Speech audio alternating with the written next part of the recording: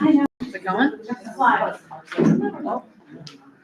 pledge allegiance To the flag of the United States of America and to the republic for which it stands, one nation, under God, indivisible, with liberty and justice for all. The batteries. Karen, do we have anybody sign up for public comment tonight? No. All No, right, we did not.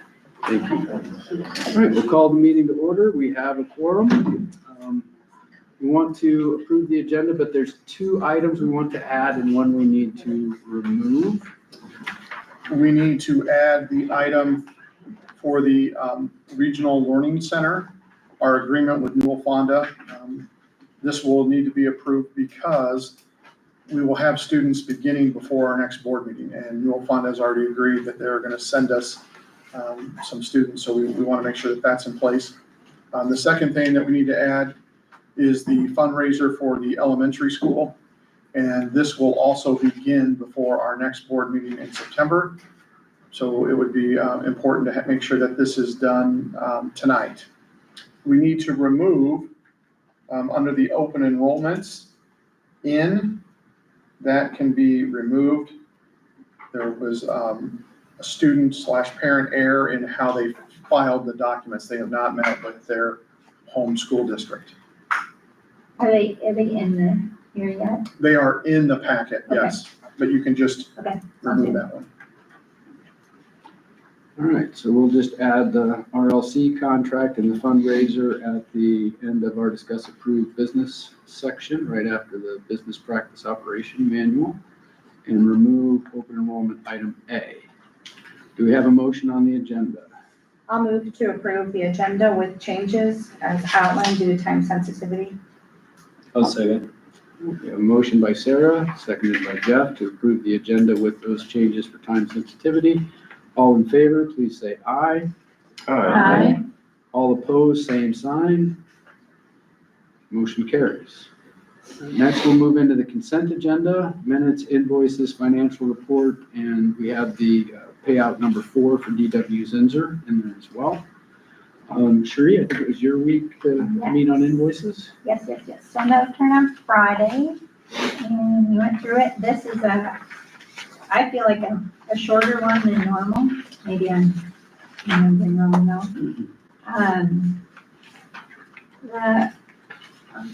On the first page, about halfway down, $2,500 to CDW government, and that's for Adobe. The software. On the next page, we have MS for Community School second semester special ed.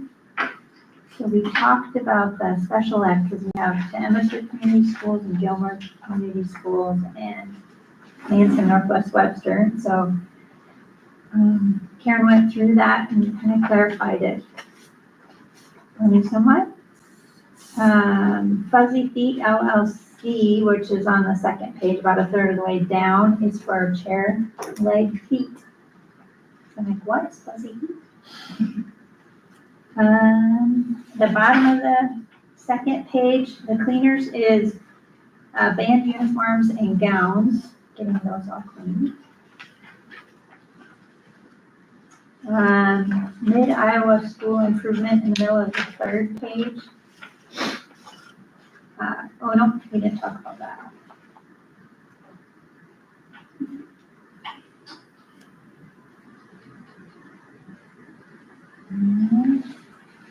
Can't read my own notes.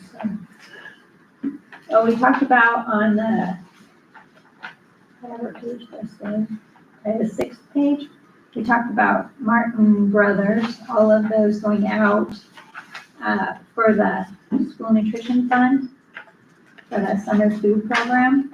I asked her if those were reimbursed, and she said they are. And With our grant. yes. So, tell me if I'm wrong, Karen, but I think you said that. We don't necessarily get reimbursed for that. We have to make a budget, and then it's calculated based off of the number of meals that we serve through the summer food program. And so that's where the reimbursement comes from. I don't actually get reimbursed per invoice or anything like that. It's based off of a formula that's calculated through the number of meals that we serve through each site. And since we added breakfast, we're getting a little bit more too, so. And the lock boxes on the last page are for the cell phone. And that is most of what, and I asked Karen to clarify some of the special education expenses and how that worked. And at some point, I want to just dig into that a little bit more, but I did send you an email. yep, I read it too. Okay. Yeah, no, thank you, I really appreciate that. But I just want to dig into it a little bit more at some point. But when I met with her on Friday, late afternoon, it does not seem fair to say, hey, let's dig into that before the meeting on Monday. So, but she did, she went and she got a bunch of information for me too, so. So I don't know if anybody else has any questions on any of them. Any other ones you want to point out, Karen? No, it was a short month, it's summertime, so there isn't near as much going on. I think everything on there is fairly self-explanatory. Sure, you hit the ones that I would have probably brought up to question too. So one of the big ones on there that I don't think she touched was the liability insurance for wedding. That's our property casualty auto insurance for the year. So, and that comes out of the manager's fund, if you can tell. Thank you. And Stephanie Webbick was gracious enough to actually come in and go through that with Rob and I to kind of familiarize Mr. Boley with the different policies that we had, so. That's great. The Mid-Iowa School Improvement Consortium is also known as MISIC. You brought that up. It's a membership. I think they help with curriculum and just different things going on. That's how we used to use it in another district I'm familiar with. It's they would provide professional development or meet the needs of some of our staff members, whether it's implementing new social studies standards, reading curriculum. They're just a group that works with it's a consortium, it's just a group of schools that work together, and you have to be a member of it to take advantage of their resources and services. Okay, yeah, that's great. Okay, do we have a motion on the consent agenda? I'll move to approve. I'll second. We have a motion by Dustin, seconded by Dina to approve the consent agenda. All in favor, please say aye. Aye. All opposed, same sign. Motion carries. Next, we have what's going well. Miss Carlson submitted hers. You'll see the memorandum there. Just expressing that the building is getting clean, it's cleaned and it's ready for students to return. Our custodial staff has done an outstanding job getting things ready. So, and then just a little blurb about Ms. Carlson and Ms. Christians attended School Administrators of Iowa Conference in Des Moines last week.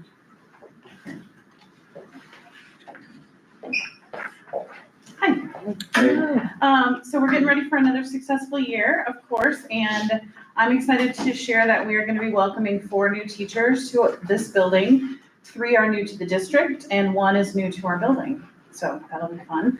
A couple of those came to us about 10 days ago or less, so we really are thankful that they chose us here at Pocahontas area, so really exciting hires.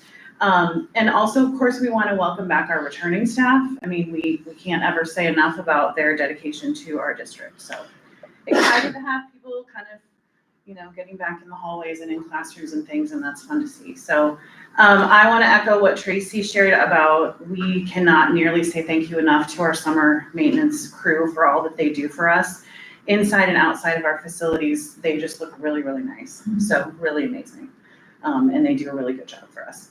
I want to remind families who might be listening tonight and everyone present, per Iowa law, cell phones and smartwatches are not allowed to be used during school hours. from 8:10 until 3:19 p.m., 8:10 a.m. till 3:19 p.m. If kids bring them into the building, we are going to ask that they put them into safe lock boxes where they will get those phones back at the end of the day before they leave. If they leave for an appointment, those boxes will be available in the office, and the office staff will help them get their phone. And so that's nothing that we need to worry about either. Of course, families and students always have the option of leaving their phones at home or in their vehicles during the school day. So if that's something that they feel better doing, that's totally fine, but during the hours of 8:10 to 3:19, there are no phones used in the building. And if anybody has questions, I'm happy to answer anything like that. What if this, what if that? Give me a call at the high school office anytime, okay? And then I hope that everybody will plan to attend open house on Thursday, August 21st from 6 to 7:30 p.m. And our first day of school then is Monday, August 25, with a full day in this building, so. Any questions for me? Where'd summer go? It's gone, but it was good. Yeah. Thursday, August 21st, August from 21st, 6 to 7. 6 to 7:30. Okay. Kids can leave things in their lockers, take tours of the building, meet teachers, figure out the lay of the land, all of that stuff will happen that night, so. Pay lunch bills, anything like that. Okay? Thank you. Thank you. Thank you.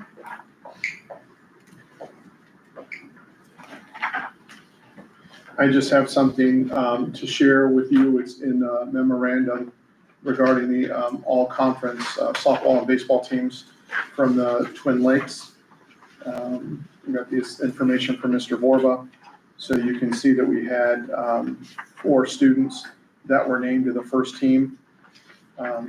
Lauren Hoover, Kristen Axman, Amanda Davis, and Haley Osworth.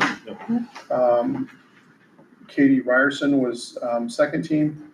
Zoe Kearns and Emma Sabatka were honorable mention. So that's hats off to them. They finished with a 10-1 record in the conference, and they were 25-9 overall. So congratulations to the softball team. I was able to attend some softball games, and they were fun to watch. Likewise, the baseball team, they had 3 students that were named to the first team: Blake Bunda, Carson Wielander, and Carson Bunda. And then the second team was Gabe Ain. Yep. Sorry, Gabe Ain, and Amanda Marsh. And honorable mention was Hunter Truan. I'm learning, all right? The baseball team finished second in the conference with a 9-1 record, and overall they finished 21-4. So congratulations to the summer teams. That included was both all conference. So if you're interested and you wanted to see that, that's just for your information. I wanted to let you know that.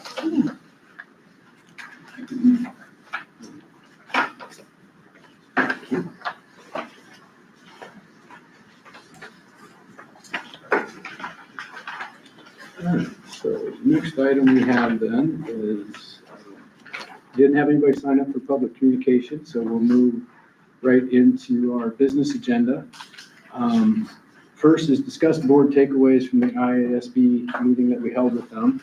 I would like to read you guys a letter that we got from Tammy Drawborough from IASB. And then ask for you guys' comments on takeaways from that meeting. So, workshop follow-up memo. Greetings, Tony. On July 24th, the board and superintendent met during a board work session with IASB staff. This memo summarizes the work session purposes, participant feedback, and suggested next steps. All right. Let's flip that around.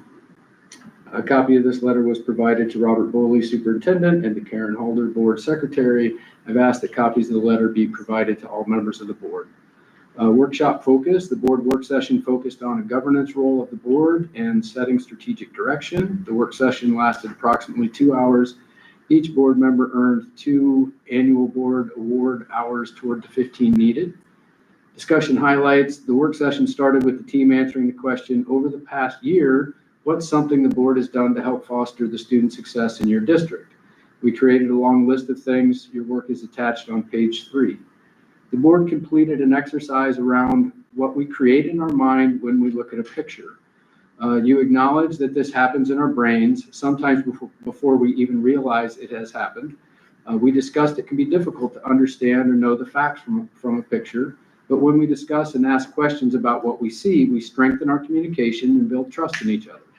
We talked about this directly applies to the board's work, both when making decisions and when working together. The team spent time discussing communication and how communication looks and sounds within the realm of your team. A few key highlights: board members talked about weekly communication from your superintendent. You discussed the importance of using chain of command as outlined in your board policies and how important it is to support the new superintendent and your staff. Discuss the importance of getting questions around agenda items to your superintendent prior to the meeting, giving him plenty of time to secure necessary data and answering questions and providing additional information. This is not to suggest you won't still have questions at the board table as you have conversations. IASB facilitator recommendations. Continue discussing how you communicate within the newly formed team. Give yourselves time to talk about what works and what might need to change in the way of communication as you begin your new year. Consider tying your district goals to the board agenda if you aren't already doing so. Even the simplest of things to keep your goals in front of you helps keep both the board and the community understanding your focus. It was a privilege and honor to support your board administrative team in the important journey together. As you continue to move forward, please stay in touch on how I can continue to assist you. Thank you for your selfless service that you provide your students, staff, and greater school community. You're all making a great, positive, and significant difference together. I do want to highlight the list of board activities. So over the past year, what are some things that the board has done to help foster student success in your district? These aren't in any particular order. They were from the little stickies we put up on the board, but involving Lorenz elementary classes with ours, developing a new 5-year strategic plan,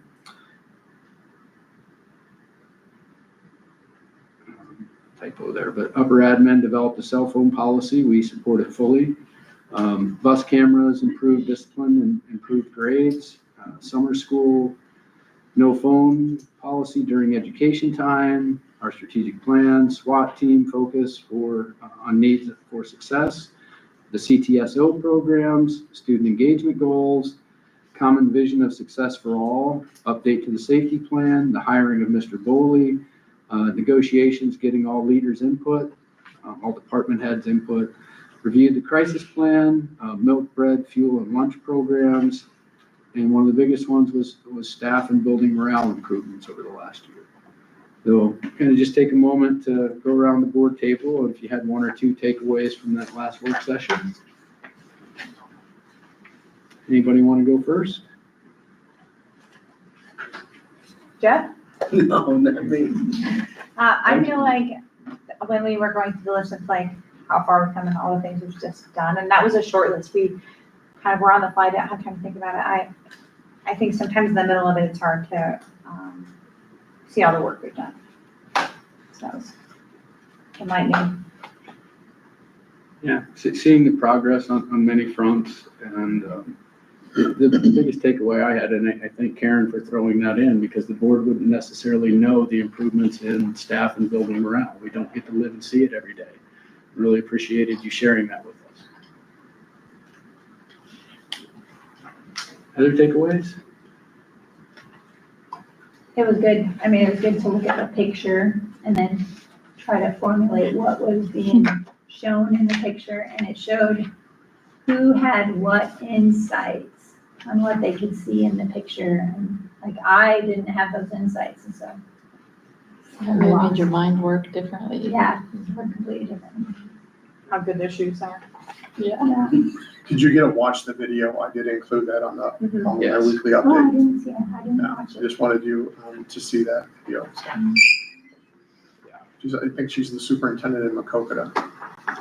Of course, the public doesn't know what we're talking about. They showed us a picture of a woman running in front of a student, and there were other people in the background.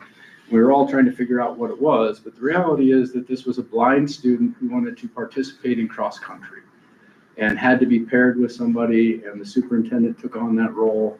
But the purpose of that education for the board was you can't see it all from a snapshot of a picture. You have to ask questions. You have to get that other insight, or you're going to have some wrong internal ideas formed. And it was a very powerful educational process. All right, we'll move on to discuss fertilization of the grounds around each campus. One of the things, in talking to Jeff Holder, our Director of Grounds, we need to do something with the grass around the buildings. It is not looking very good. And so want to get some bids. We just want to let you know, this is just totally a discussion. I'm letting you know that that's coming up. I know that we've been with a company for 9 years. But we are gonna take bids. Mr. Holder has asked for the makeup of the fertilizer, which is out of my scope of knowledge. I just buy it in the bag and put it on my lawn at home. And so we're gonna get some detailed information, hopefully bringing that forward to you in September. And so just wanted you to know that that's going on in case you hear any grumblings or people are unhappy, or we just want what's best for our lawns, and right now they don't look very good. We have several fertilizer people in town, so that's good. Do you have anything to add, Mr. Holder? No, I've got 2 bids now, waiting on another one, so. Okay, but I think people are just used to saying that we're gonna put down crabgrass preventer. Well, Mr. Holder wants to know what's in that. I would just, it's beyond my scope. I'm just gonna leave it at that. Sure. So I trust the people that are in power. So that's something that Mr. Holder is spearheading, and you'll just expect to see that. I mean, I just want you guys to know that it's coming, and it's gonna be a significant amount. How long has it been since we've done it? Well, I found out that we did some things every year and then some things every other year to save cost. And so when I looked at one of the estimates, it kind of laid out, here's what we would do even number year, here's what we would do odd number year. And I asked the company to go to Mr. Holder because he knows about that. I don't know. I know what my dad taught me. So I buy it and I put it down like it says on the package, because that's what I learned. Yeah. He's been doing fertilizer and things and chemicals longer than I have, so I put him in charge of his department. Right. How would you say? Definitely a larger scale than doing it in our yard, and we appreciate you leading it for us, Jeff. All right, anything else on the ground fertilization? Okay, next we have the Apogee implementation update. And Phil sent me a memo. I included it in your packet. We are scheduled to go live with the new website on August 22nd. It may change, but that's what they said for the website. However, the app will not be ready for another 3 to 6 weeks. They want to make sure that the app is completed, it's not partial.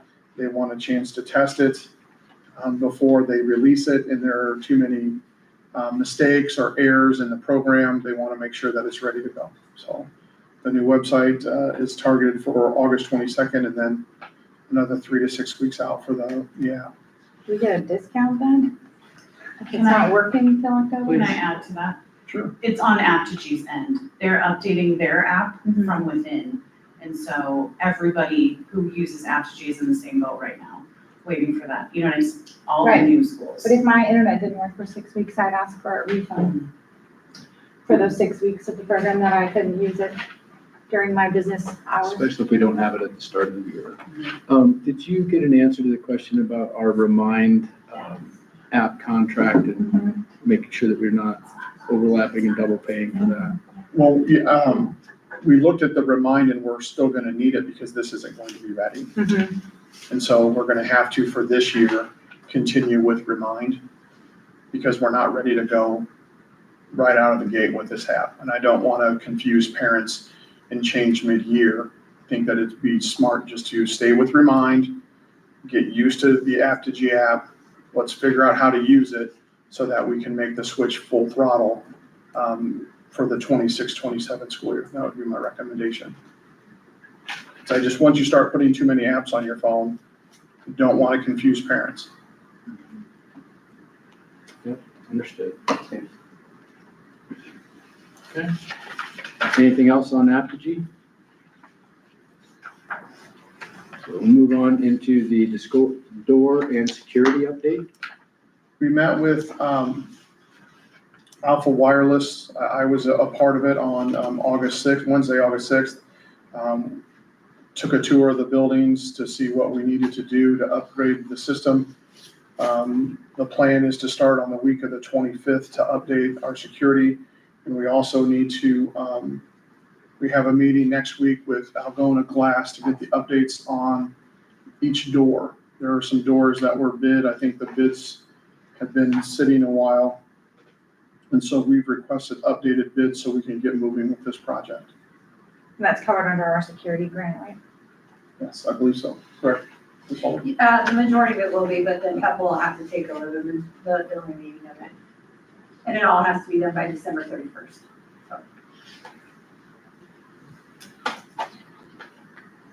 So I'm just not sure how much the quotes have gone up from 2024. So if it's a hungry area of work, maybe it'll go down. I'm hoping so. I'm hoping that it's less. I always hope that it's less. I've been pleasantly surprised before. All right, discuss summer food service program. I just wanted to highlight what I received from Ms. Syndergaard regarding the summer food program, and I thought the numbers were pretty good. There's a memo in there from June and July, and the number of lunches or meals that were provided per site is pretty impressive. Over 3,000 kids, or there were over 3,000 lunches in June and July just in Pocahontas. Over 2,800 in the Pomeroy site, 2,300 in the Rolfe location. So those are just the lunches. That is outstanding. You know, It's over 8,000 altogether, 8,444. and we had a lot of meals provided. So And that's helping ensure that our students are eating healthily throughout the year. As we mentioned earlier, we're reimbursed for the meals that we serve. We are definitely looking to continue to expand that to every community in the district. Could you speak at all just to the difference between that and the summer before? Would the Pocahontas numbers have been about consistent, meaning that the staff served and created more than double the number of meals from the year before? And they added breakfast, And then, yeah, so. 2,439 breakfasts. Ms. Holder, do you know the lunch numbers from last year? No, I don't have access to that. I didn't ask that in advance, I apologize, but the point being the same, if we just served lunch in Pocahontas last year and those numbers were the same, that was 3,200 meals. So they served nearly 3 times as many meals, got to more communities in the district, and it's definitely something that we'd like to recognize the additional work that staff did to deliver on that promise. Very good point. It's coming. That's coming down in the superintendent update when I'll ask you to do something, but I want to keep it a surprise for the person. Fair enough, just wanted to say it publicly. No, I'm very proud of our nutrition So program. that's 2,439 breakfasts. So that's it's a little over 11,000, or a little under 11,000 meals in 3 communities. And the program ends August 1st. So we had a conversation that Ms. Syndergaard's kind of adamant that kids are still hungry. That's still part of summer, but that's when the program ends. So I'm sure that the number would have been higher if we would have been able to continue until the first day of school. It's still phenomenal. It's almost a 400% increase over last year when you have those breakfasts in. Yeah, that's crazy. That's awesome. It's awesome. And it's very timely too, considering like food prices have 3 times for families. And so that's about, finding a way to support our community and feed our kids that helps ease burdens on all of our communities. All right, next we have discuss approve the lunch debt plan for 24-25.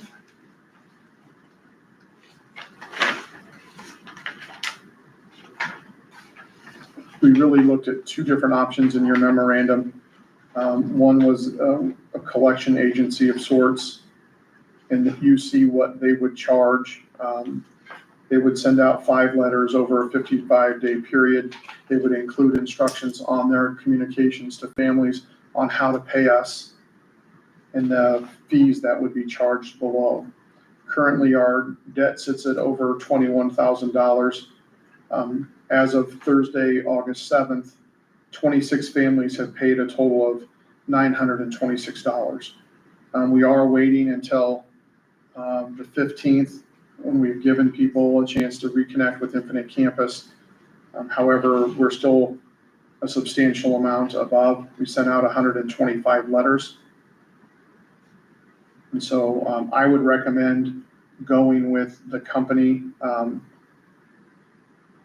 least if it's in the first step process, where we would be charged $26.25 per account for a total of just over $1,600. I don't know if we need to go further into the system, but let's just see how well that works. If we have 55 days to see how the process works. And I would prefer that over going to small claims court, because the charge for small claims court is basically $115 per family. So if you're looking at 100 families, it's going to be substantially higher. Is that what it is, about 100? It's $95 to file and then $20 How many for the families? certificate. We have, right now, we sent out 125 letters, Oh, yeah. and so you're looking at 99 families right now. That's, and it may, we haven't traditionally done this before, and so, that may make a difference getting these letters, just because it will be a new process. And that number has grown, and, you know, as we're adding the summer programs and those things and want to fund that out of our nutrition, we don't want to take $22,000 away from feeding those kids. Right. So, I guess you presented us a couple different options. Would you like us to make a motion specifying which route we'd like you to follow here? I would recommend the adoptions with going with the collection agency. That would be my recommendation. I believe that's fiscally responsible. And you're recommending the 100 account system at $16.25 per account for the total of $16.25. And do we have a motion? I'll move that. I'll We can second. go with the 1625 for a total of 1,625 for the 100 accounts. I'll second that. Okay, so we have a motion by Jeff, seconded by Sarah, to approve the collection agency 100 account system at $16.25 per account for a total of $16.25. Before I call for the vote, does anyone wish to speak in opposition to that or have any additional questions? One thing I just want to remind is that if it's a financial hardship, that we do have paperwork so that we could fill out, that families could complete. And it's not an embarrassing thing to do, because everybody falls into that category at some point in their lives. All of us do. And so that would be an option too, just to, come take a look at that paperwork. And yeah, It's available at the office. It's online under the registration tab. I think I saw it there as well. So there's several ways to get that paperwork. And again, this is for the 24-25. I've got a different recommendation for 25-26. Sounds good. All right, so I'll call for the vote now. All in favor of approving the 100 count system for $16.25 total, please say aye. Aye. All opposed, same sign. Motion carries. All right, so next we'll go into the 25-26 proposal. And I just have several different recommendations or several different steps. I think that we should establish a ceiling on, what is our negative max? Is it -10? Is it -20? Is it -30? I've shared my thought with you. We need to communicate that our communication should be documented in Infinite Campus, so we make sure that we're communicating with the families that are negative. Students should not be committed, in my opinion, to partake in commencement exercises if they have an outstanding balance. That is just something that I'm familiar with, and a lot of bills get paid when you're not going to walk across the stage. As a district, I think we need to review and explain expectations on what constitutes a meal in our nutrition program to our students and our parents. I know that if you're entitled to a meal, going back and getting seconds or doubles or whatever the current terminology is, that's what adds up, getting the a la carte things. And I can only speak from experience because my 3 kids would eat like champions in the school nutrition program, and it wasn't always a full meal. You can't just get 3 slices of pizza, you have to get the fruit, the milk, and everything else. So I think that we could do a better job of explaining and reviewing that. As a district, we need to review and explain how notifications regarding balances can be set up and utilized in Infinite Campus. We need to have that tutorial system so that we help people. If they're not able to do it and it's a tool that's there, how can we set that up? What amount do we tell them to set it up with? I also think that we can look at creating an anonymous account in Infinite Campus that allows somebody an angel account, so to speak. So if you want to donate funds to provide lunches, that you can do that, and then continuing with the collection agency if that's what we need to do. But I think that there's some steps that we can educate people with. Would people in the community be able to bring in checks for that angel account from the outside?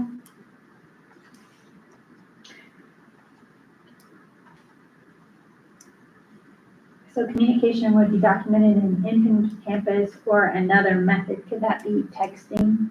No, I'm just saying that if I could send you a text, but I want to get an Infinite Campus and say I texted Cherie Johnson 8/11 at 7:30. That makes sense. That way that we know if you would come in and say, hey, you never called me or you never communicated with me, and I can say, Ms. Christians did because you're at the high school. Karen Halder did because she's at the business office. We've all pitched in and made sure that you're being communicated with. Do we have a motion on the proposal for the lunch debt plan for 25-26? I'll move to approve. A second. We have a motion by Dustin, seconded by Dina to approve the lunch debt plan for 25-26. Before I call for the vote, does anyone have any additional questions or wish to speak against? I am opposed to 3. I feel like that's the sins of, parents and I grew up in a household where education wasn't necessarily valued, so that would not have bothered anyone but me. And you expect kids to work a full-time job to pay so they can walk. Every kid walking across that commencement stage comes from a different background. And it may be a struggle for some of them to get there and to take that away because their family of origin doesn't value that walk as much as they do, really rubs me wrong. Any other comments? I would like to first thank you for drafting a proactive plan to help us address the fact that this is growing out of control. It's a great step forward. Really appreciate what you've drafted here. I'm 100% on board aside from 3. I just morally sits. Are a lot of these, I guess it's hard to tell right now unless you looked into it, a negative balance accounts from seniors, juniors, high schoolers, or is it more elementary? The majority of them are middle school, high school. They are. Yep. And then I get it. I kind of like it for the fact that we're at $22,000. If we don't start chipping away at that, it's going to be 30,000. I would be more willing to look at the addition of 3 next year when we understand how sending letters and sending to collections works, because yes, I agree we have to have teeth in the process at some point for it to be effective. Because if we just say we're going to do a bunch of things and we never follow through, then there's really no encouragement to pay your bill, right? Mm-hmm. But we already put some processes in that are different and new and do have some teeth in them. And I'd like to see if those are going to be effective before we withhold graduation from a barely adult child who has are they going to get a second part-time job to cover their lunch account so they can walk across commencement? And what if it's a family of we have 6 kids, like at home? Do they have to pay all their siblings lunch too to walk? I think we've got to fill out free reduced Yeah. lunch papers. We just have to push that. And you're hoping that the education helps. But I would counter, and I'm just gonna Yeah. play devil's advocate for a moment. How do they pay for their cap and gown? I would bet that some kids didn't pay for their own cap and gown this year. But I mean, I think that when we start looking at what is owed and then what is extra, I think that there are just some great conversations to have there. You know, and do we allow setting up a payment plan? That's not an option on here. If the parents call and say, I'll give you $20 and we'll work out a payment plan.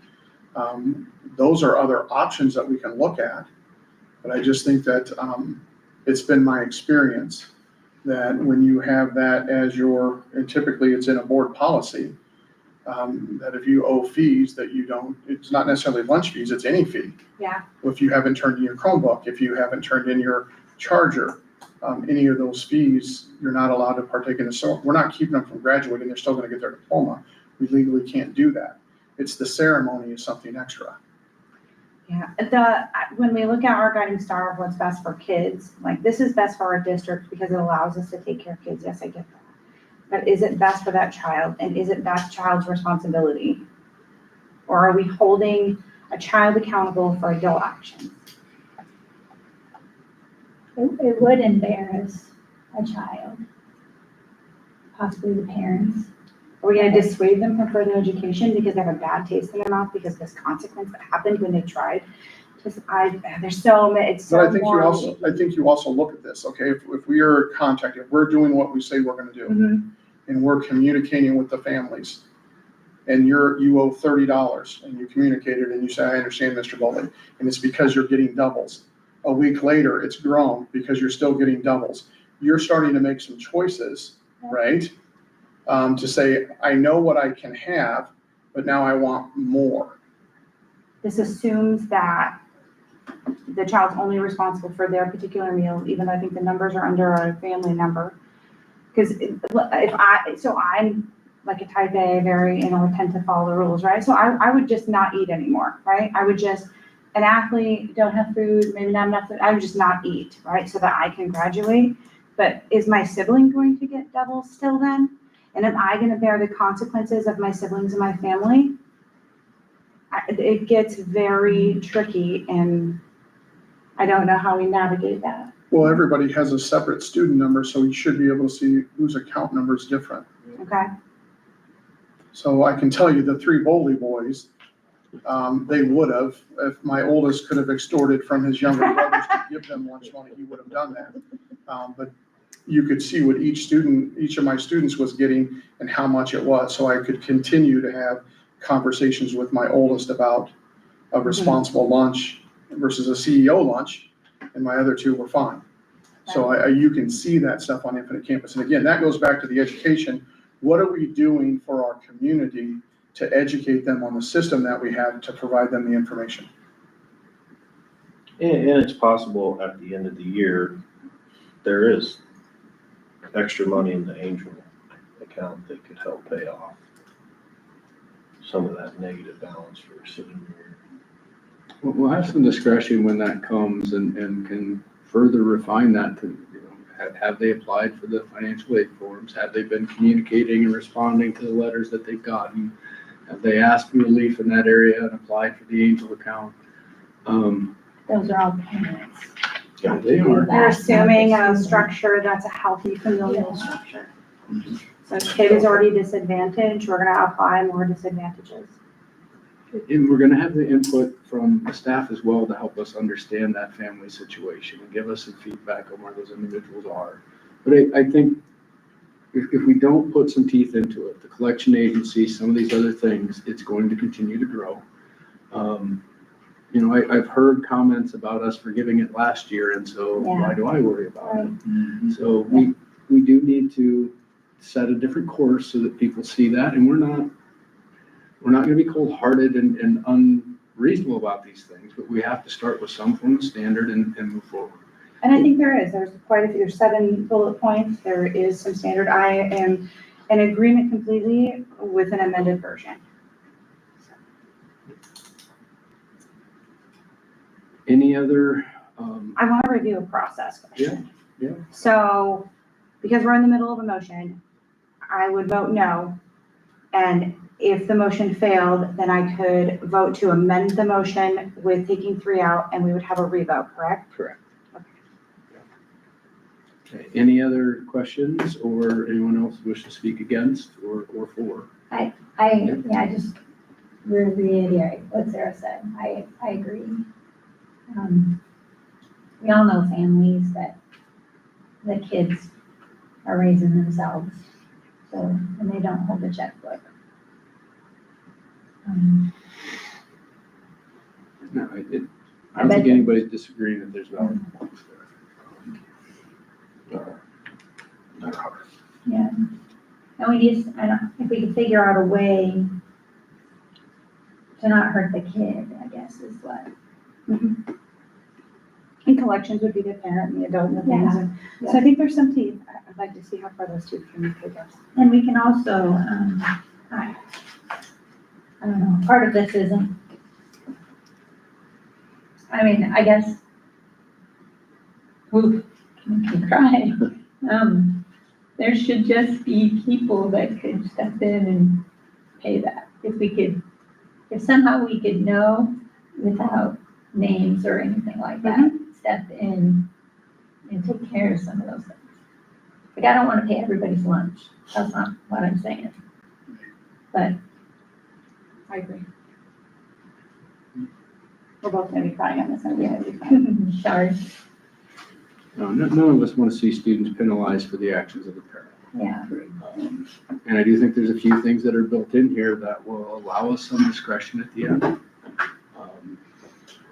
Again, going back to the bigger picture, I love that you're putting forward some proactive things so that we're not looking at these big numbers and trying to, and you made a great point as you went along. We're talking to them as it escalates. Instead of you got to the end of the year, your kid racked up $1,200. That's something people's gonna choke on. Right. But if you get them at $20 and say, if your kid keeps doing this, it's gonna add $20 every week, Yeah, we'll get their attention. skills correct. And again, it's explaining what is the meal program? What does it mean when you get doubles? And again, then when you start making choices, please understand, I'm not trying to be callous. I want all kids to graduate and be successful. Yeah. However, I know that at the rate we're going, if this continues to grow, then we're gonna sit here and say, what do we wanna cut? And offering, if we have to cut programs, Right. that's not looking out for all of our students. Right. So I'm taking the other side of it.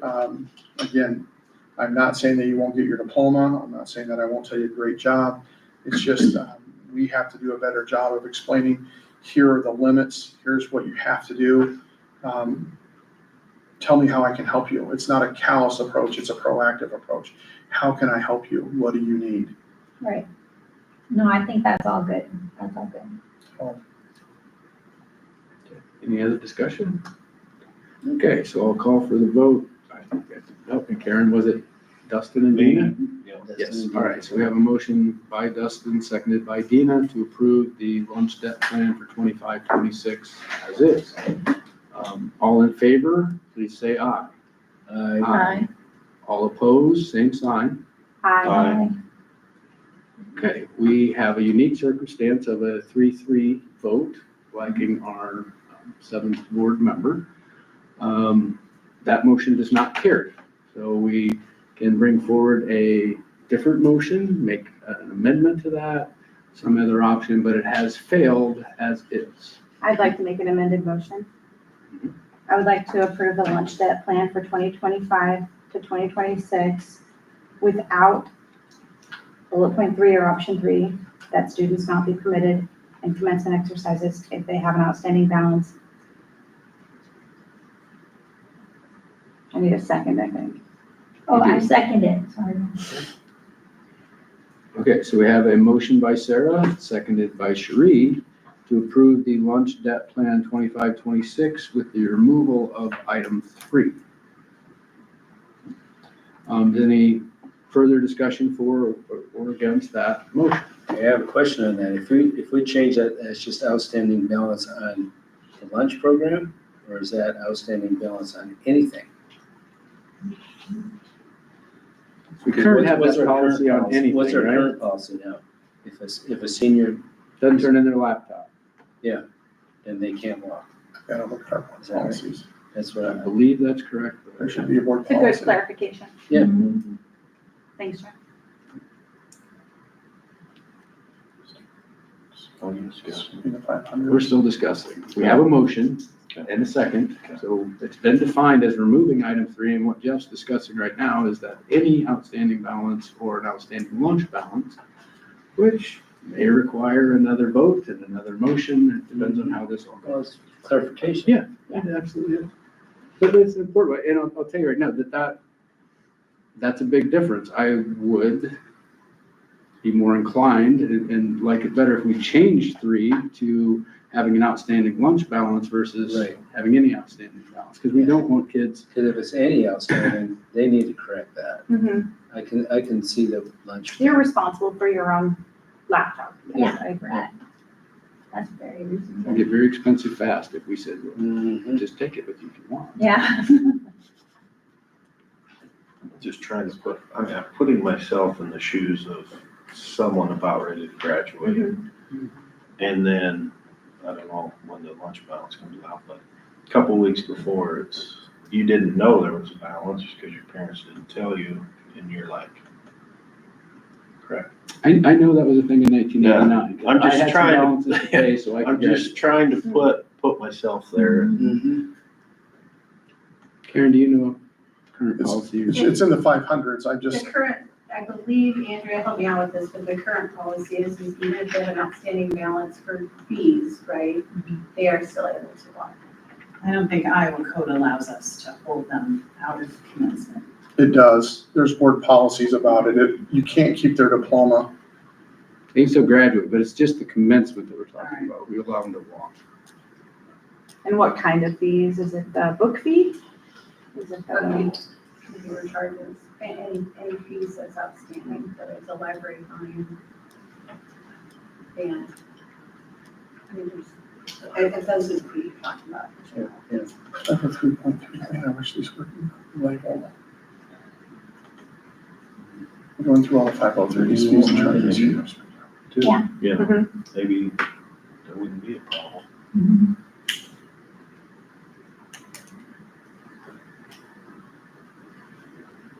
Okay, school rules, respect school district. My laptop won't even let me on it using campus right now. That's I seen you. 503. Oh, See they that? updated or It something? won't, it hasn't for the last month. Oh, It says the page took too long. Time's out. So while we're waiting and just kind of the opposite side, I would like to see us limit that to lunch steps. I would also like this to have more teeth, given that we have already given the Angel account options and other things where we can selectively identify, kids who are put in that unfair circumstance versus parents who are willfully like, "No, I don't have to, so I'm not going to." I don't know that anyone wants the collection company calling them. No, I would say definitely not. It's pretty That's bothersome. already a step in a direction that's going to have an Yeah. impact where people don't want that call. Especially if it's over a $30 balance where they're like, well, school will just forgive that versus I'm gonna get the collection calls. There are people who would pay that 30 who otherwise might not. Just to make them stop. Do you only get one chance at the beginning of the year to fill out that paperwork for free and reduced, or can you fill it out at any time? Anytime. Yeah, life circumstances change, right? Yeah. People lose their jobs, maybe, or things happen. I'm looking for it. Go to a district that hasn't labeled. But if you pull this part and if it's an average, which of course it's not, it's about $220 a person. Tony, Yes, can I just say for my. please. I know we have a motion on the table, but since we're kind of taking time to look stuff up, would it be possible to, fail a motion or something and then table this to see how the collections go for a couple months? I mean, we're at the beginning of the year. These are gonna roll in, these balances are gonna roll into the new year, just to see how collections kind of turn out, and then maybe visit this in October, just to see how things are looking. And then that'll give us a chance to look at policy and code and, like. Yeah, And we it's can just a come with suggestion, more. To get a little bit more information. It's just a suggestion, that's all. Yeah, no, it's definitely, So, and I think in the communities that we live in, if there's a kid with an outstanding bill, it's gonna get taken care of. We have to know about it. I'm just Yeah. saying, you'll find out. It'll get spread somehow and you'll find out. And that bill will be paid, almost guaranteed. If they tell, so, it's, you know. and we can require our staff to keep us informed and let us know what those options are, what's the balance in the Angel account, how many students are impacted by this. Because you're right, Dustin. It's People gonna- will- people It's will gonna pay get it, paid, yeah. yeah. Anyone watching online, know that we're looking for donations to the Angel account that will help disadvantaged students. So, we're in the middle of a motion, so I think to follow Robert's Rules of Orders, we would have to vote on this motion. Or can we can table mid-motion. We could table it. We'll table them in motion. So, Yeah. so what Karen said, can we do that? Or does this need to be in the handbook when the parents are signing the students up? I mean, can we Bring it in institute mid. this part Bring it through in the mid-year year? or whatever. Most, all of, if not all of these actions are on our staff to communicate with the parents. So, When do they communicate it? Isn't it like with a handbook or something at the beginning of the year is what I'm but wondering. once they get to a negative $30 balance on a monthly basis, they'll get specific communication. So No, that I just mean this. Doesn't this need to be in our handbook? ideally, some variant of that will be. Okay. That's what I'm saying. If we Did table you this. strike 3 or can you, are we talking about changing it to I this meal? struck The 3. motion as it is to strike it. Like I said, But we could vote and we could ask for this to be put back on the agenda in 3 months to adjust course if we need to.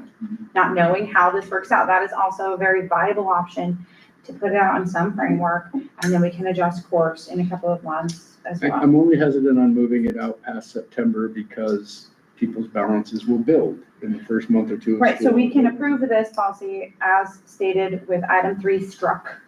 And then we can put, well, the president and the superintendent could put this back on the agenda at any point Yeah. at their discretion in a couple of months to revisit and see how it's working.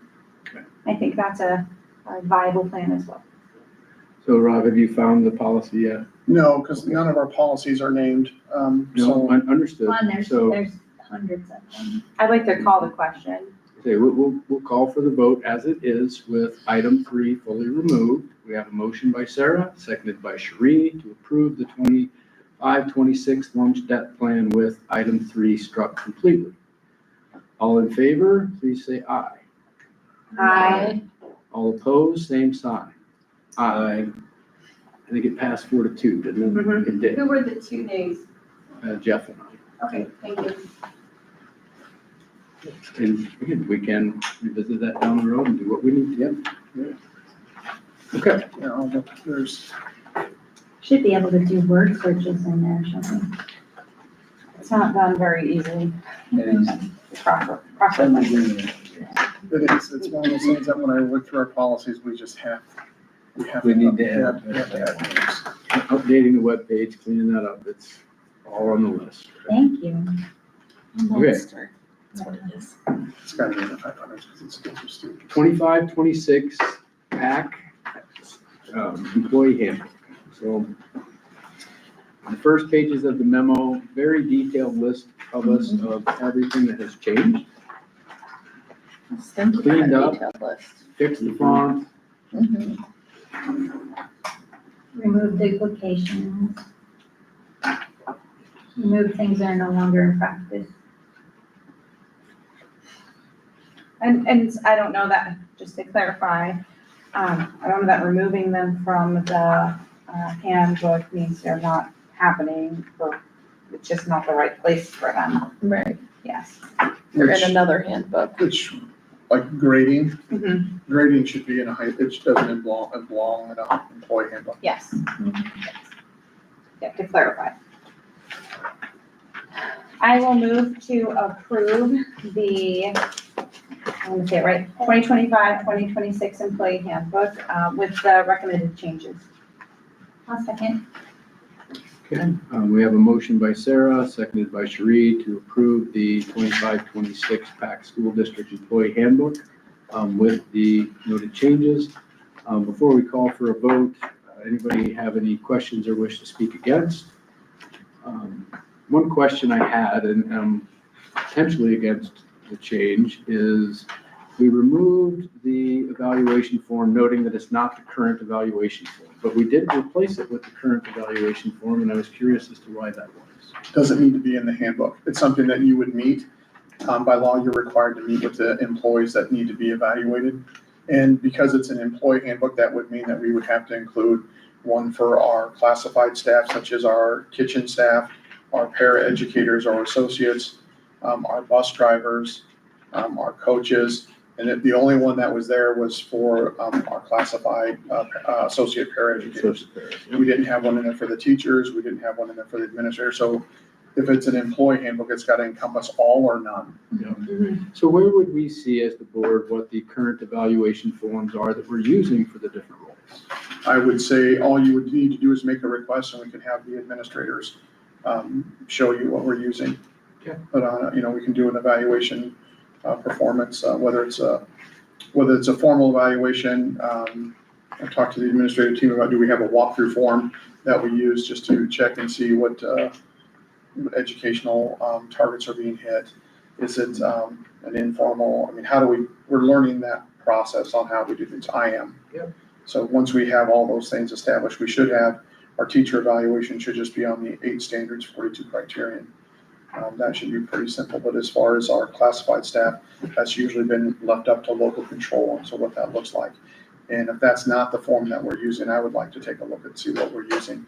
Make sure our buildings are being consistent, so that if you're a para-educator or an associate at the elementary, you're being evaluated the same as if you're at the high school. That helps when it comes down into reduction in force, to make sure that we understand clearly what good means, to make sure that we're evaluating people the same way. In the forms and the tools that you guys are using have some nicely defined matrices that help you see and grade consistently across different evaluators. Not interested in seeing anyone's completed forms, but just understanding what the blank template is and how to use it. Oh, definitely. Any other questions about the motion in the handbook as written? All right, I'll call for a vote. We have a motion by Sarah, seconded by Sheree to approve the 2025-26 PAC School District Employee Handbook with noted changes. All in favor, please say aye. Aye. All opposed, same sign. Motion carries. Okay. Next, we have the Transportation Handbook.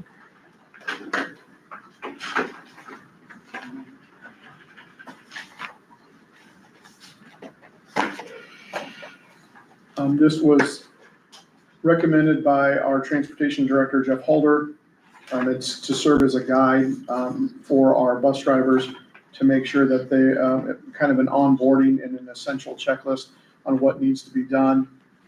What are the requirements to be a bus driver? What are some of the responsibilities of being a bus driver? And the details from bus checks, before pre-route checks and then post-route checks. What you need to do to drive, what your qualifications are. Mr. Holder, do you have anything else? Am I kind of hitting it all? Yeah, and we had to do it for the TSA grant we're working on requires a driver's handbook. So that would meet their requirements.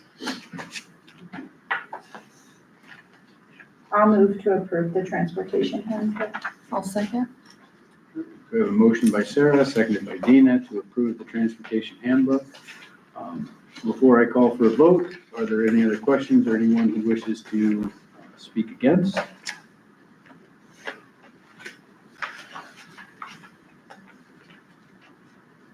I have more of a comment, but that is, Jeff, thank you very much for putting this together in that level of detail and not only what it means to being able to pursue that grant, but being able to set those definable standards to which we're holding people accountable. And this is an area that we've never had that before, and there's a lot of work put into this, and we appreciate that very much. Anyone else want to have any conversation about the transportation handbook? Okay, we'll call for a vote. All in favor, please say aye. Aye. All opposed, same sign. Motion carries. I failed to restate the motion okay. and second and all that is why I paused. Okay, so next we have the discuss approve the shared curriculum director with the AEA. And this is some answers to some questions as to what we had tabled in July.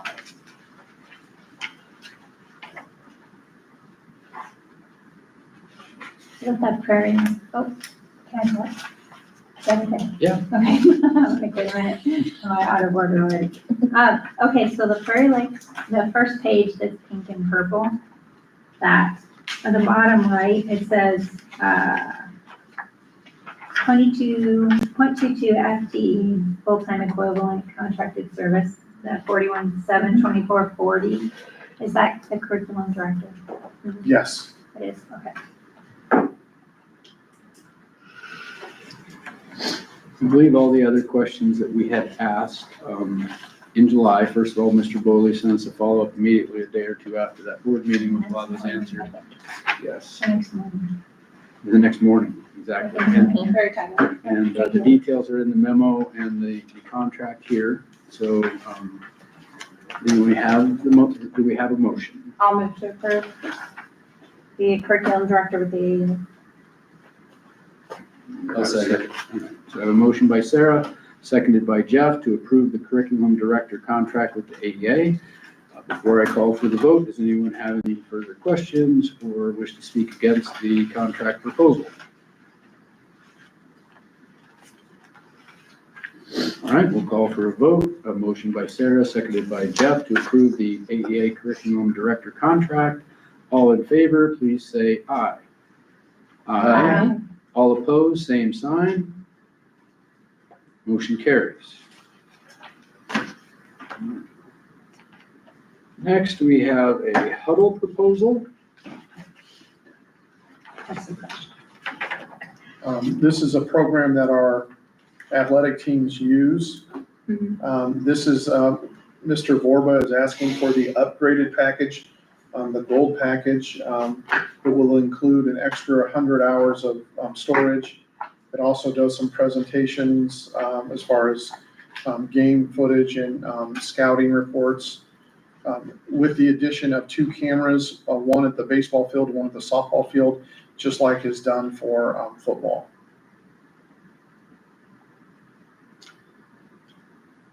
this is the program we use for basketball as well, to. I believe, It's yes. the one that we switched to, yes. I think it's a state requirement, isn't it, Mr. Mask?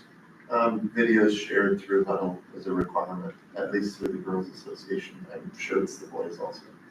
This is the one, like, if the basketball hoop's not all the way up, it Yes. blocks the scoreboard? Okay. Minor request, but having an unobscured view of the scoreboard would be nice. When you watch our videos, you can't always see what the score is if you're watching If online. it's one of the side ones, if it's down Lincoln's a been little trying bit. to work on it. Oh, good. Uh-huh. I'm like, because sometimes, I was working nights and I'm trying to watch my kid play basketball, but I can't see the scoreboard. Yeah. You put We're Evansburg in my asking you to cousin's score at basement. home. Oh, we're in trouble. Keep track of fouls, all of those things. Last year, the athletic boosters paid for half of that. Their email strings have been similar for this year, and I believe they intend to pay half. So would our total amount be 8,000? Yes, if they're gonna pay for half. Mr. Vorba didn't share that with me, so. He did make the request of the booster club, and they sort of have the same contingent statement, well, is the school gonna pay for half? So it'd be possible for us to make an motion to approve half the cost, And contingent on if the Booster Club did not support that, we'd ask you to bring this back to us, because then obviously you don't have the 16,000 and we'd have to talk again. But they have not formally voted on it yet. They just had some email string back and forth that it's reasonable as long as the school's paying half of it. Yeah. So, This, Mr. Borba did include that in his original email. The Booster Club, I believe we can still pay half, the Booster Club will cover the other half.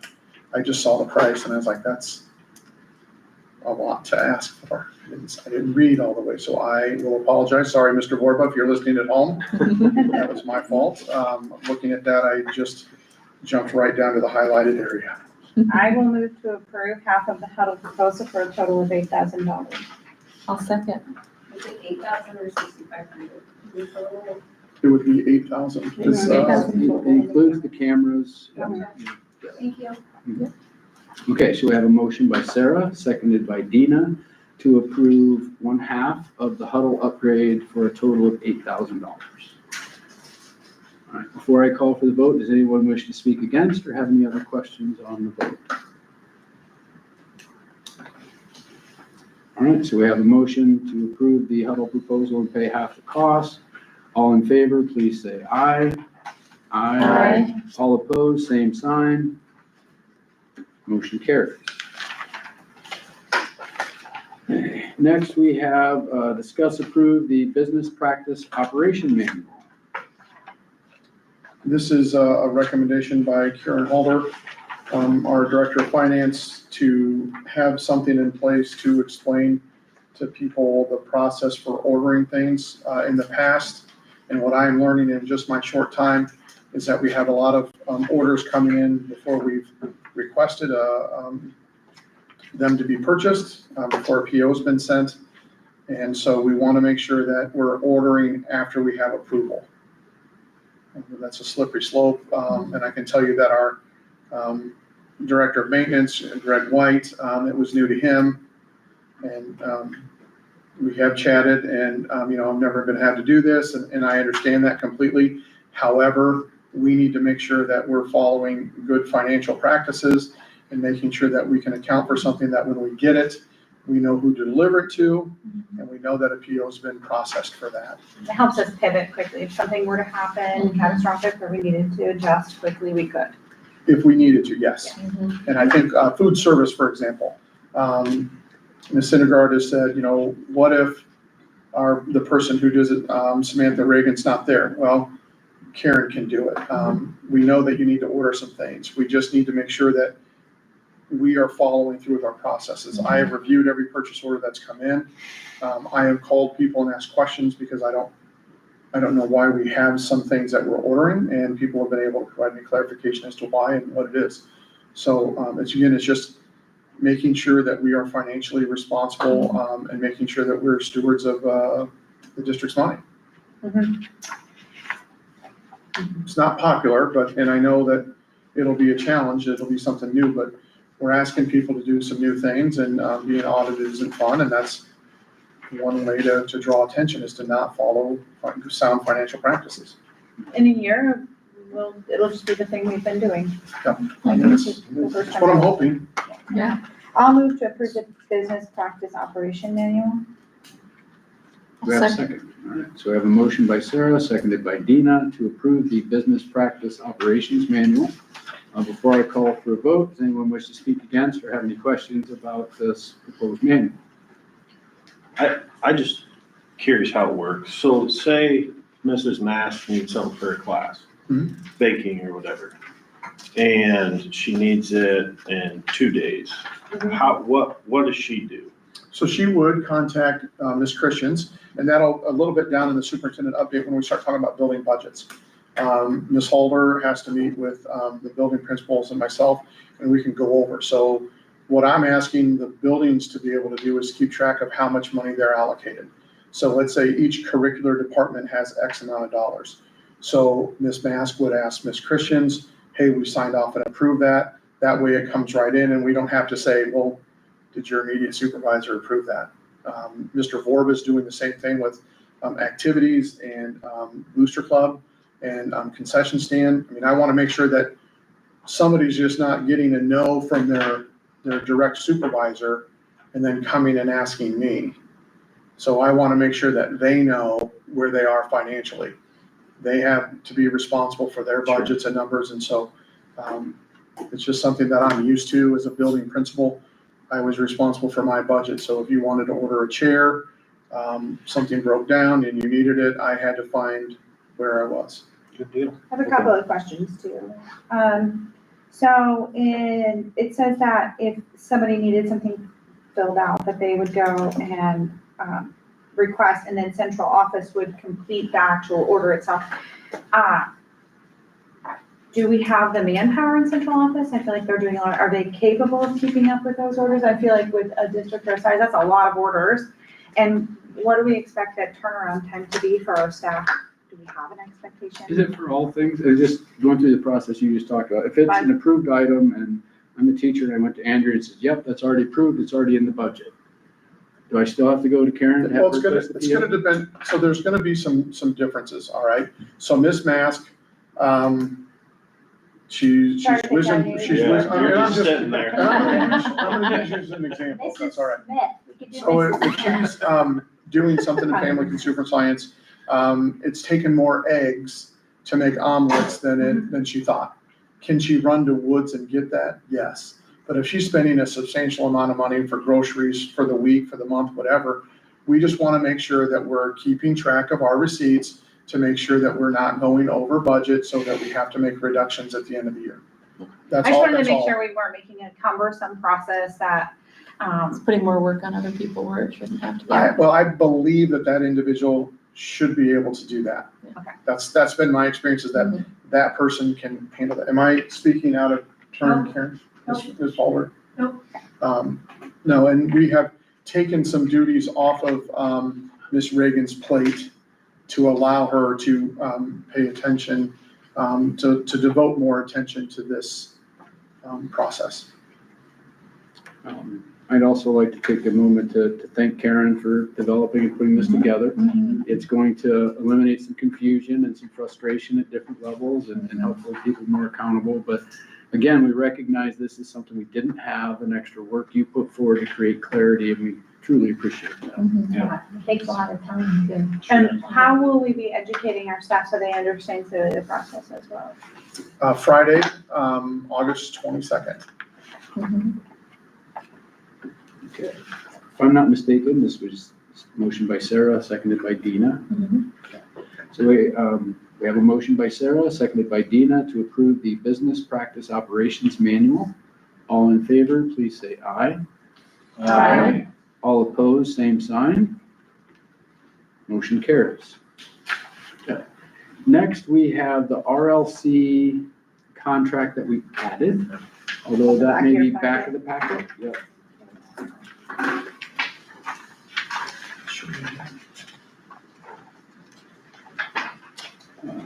It's the last 3 pages.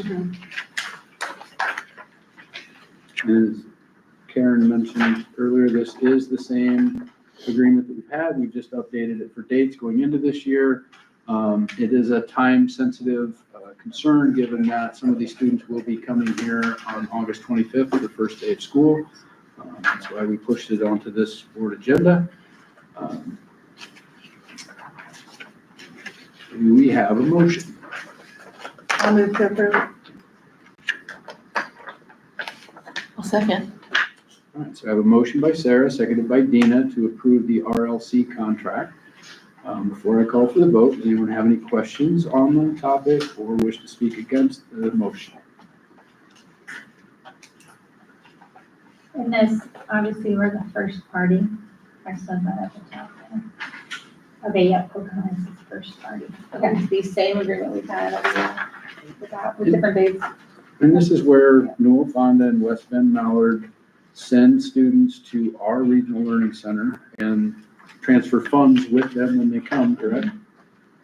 So they pay us to use this service through this contract. Yeah. Any other questions? All right, I'll call for the vote.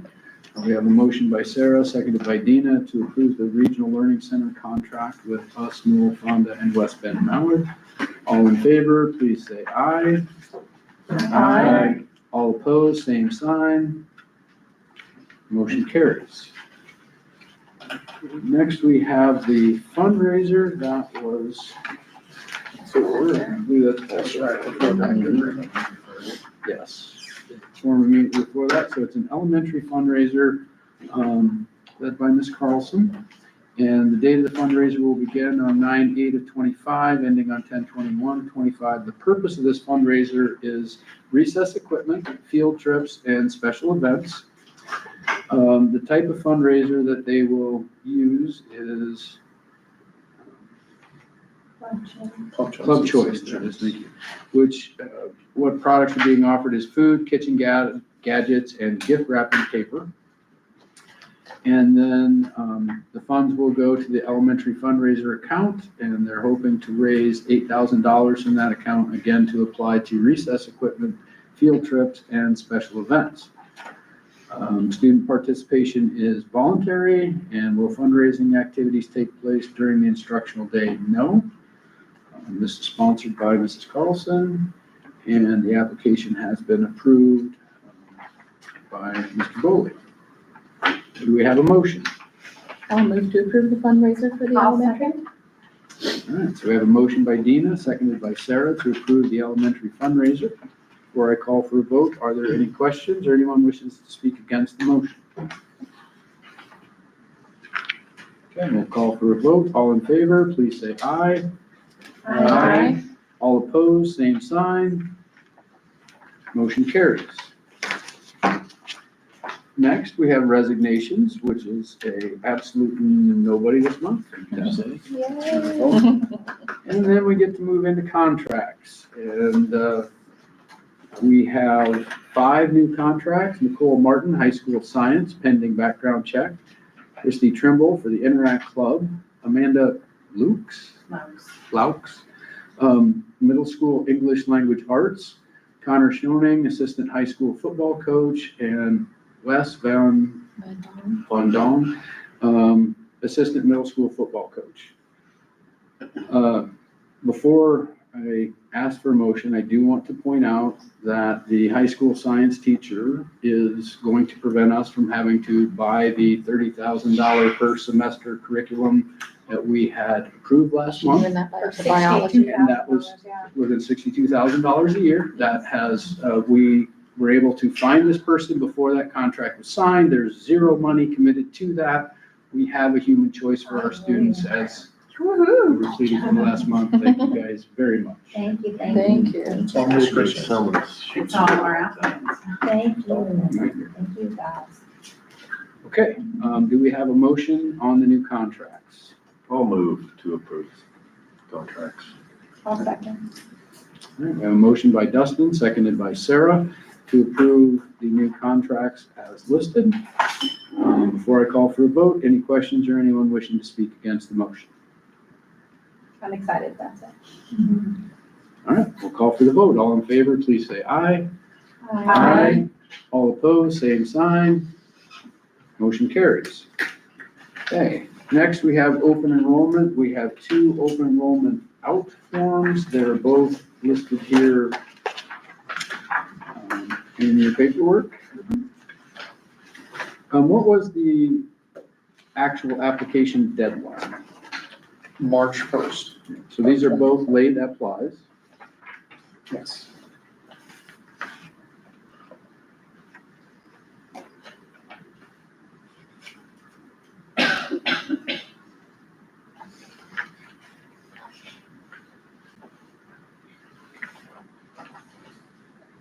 So the first one is the one we're not.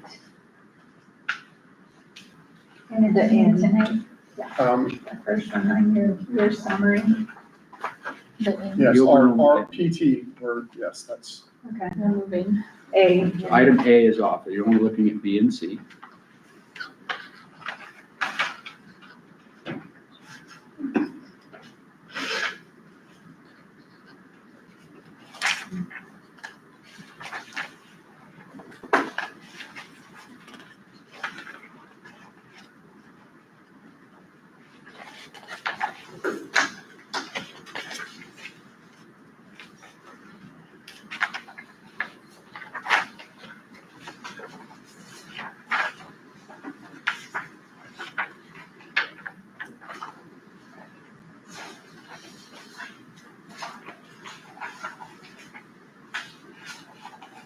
I'll move to approve.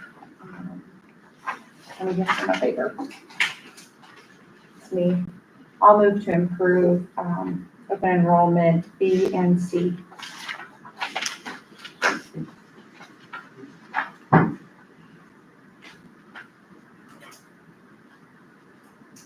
Do we have a second?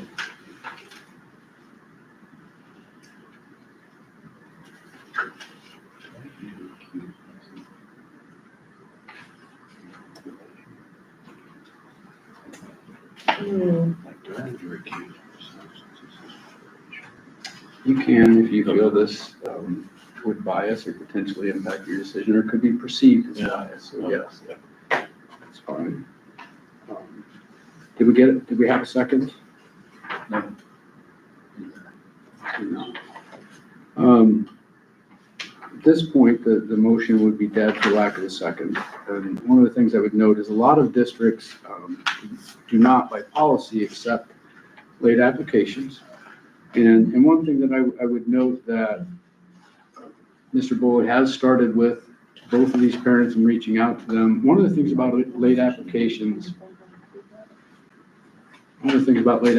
is it does not give us a time to correct. And in getting this feedback, he's already taken some actions to make some corrections for that student, for those parents. And it's something that we would encourage parents to communicate with us along the way so that we have opportunity to help address these issues as they come up. Well, I don't know that that's all of it. The other one's siblings all go to the other district. Kids went from TK to kindergarten, so. I feel like in the past, we've denied people because they didn't fill out the sheet if it was after March 1st. I think, I can't recall a time you ever denied anyone except for not filling out the sheet. We've made them refill it out and bring it back in, so they didn't. They filled it out complete on the They last page. Yeah, I think you kind of said the same thing. We've like had a couple that were like, fill out this sheet and then we'll. Give us the cause, allow us to understand it. The Yeah. cause is all their other siblings. Because it in says another on the district. top. Are we creating a hardship for a family? Potentially, would you want to, that motion died, but we could look at a separate motion for one of the students if you feel there's different circumstances and want to advocate for that. Yeah, I would like to separate them, then we can vote on them that way. Okay, so I'd move to approve to vote on option, B out. And I'll move to approve to accept their out. It looks like they have 3 other siblings in another school district listed in the paperwork. I feel like that would create a hardship for that family if they have 3 other kids going to a different district and we're gonna say no to this one. So it's this one you're talking about. No, the other one. Option C, Oh, Yeah. option C. Oh, the He said B. initials are, oh, sorry. yeah, the Yeah. initials are Sorry, what your option map C, is there. thank you for clarifying. Okay. I'm like, wow. I thought I'm that's looking what at you this meant, because I now. was like, Yeah. no, those siblings don't. No, I would move to approve option C out. I feel like it would create a hardship if other children at the other district. Okay. I'll second that. C is HM. Mm-hmm. Sure I'm looking at the right one. Second's done. Dustin. Okay, so we have a motion by Sarah, seconded by Dustin to approve the open enrollment out. Letter C on our agenda, initials designating HM to help us understand which form we're looking at. All right, so before I call for a vote, does anyone wish to speak against the motion or have any other questions?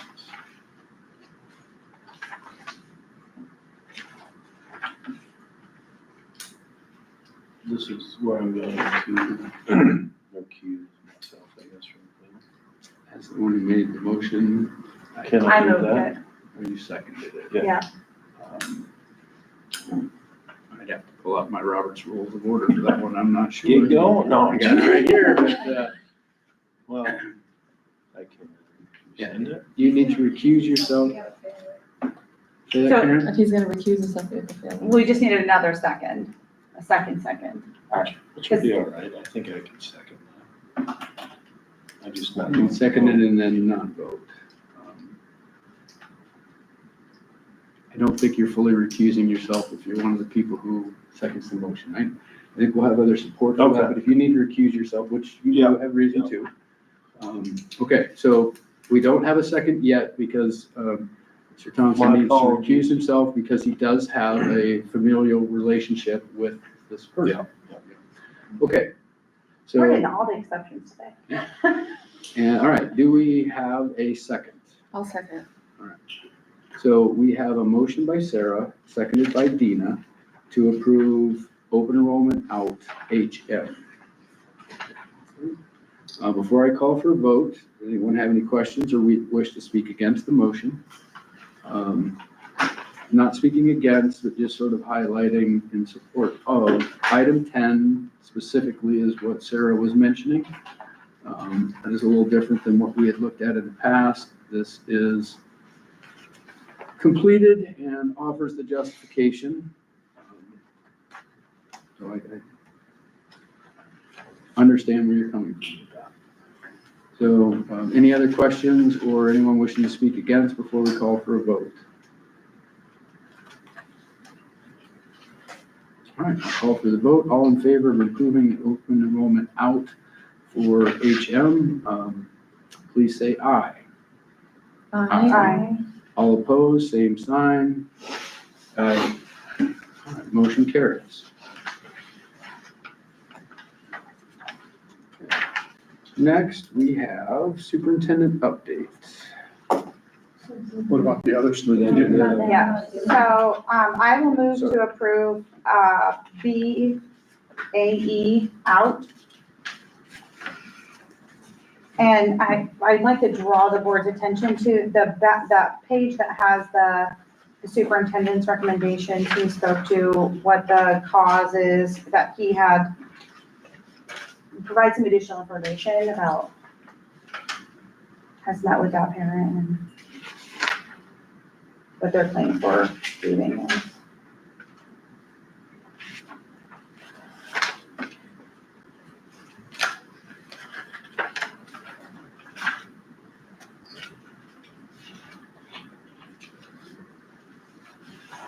It's hard to, talk about this and not talk about it, so that's why I'm struggling.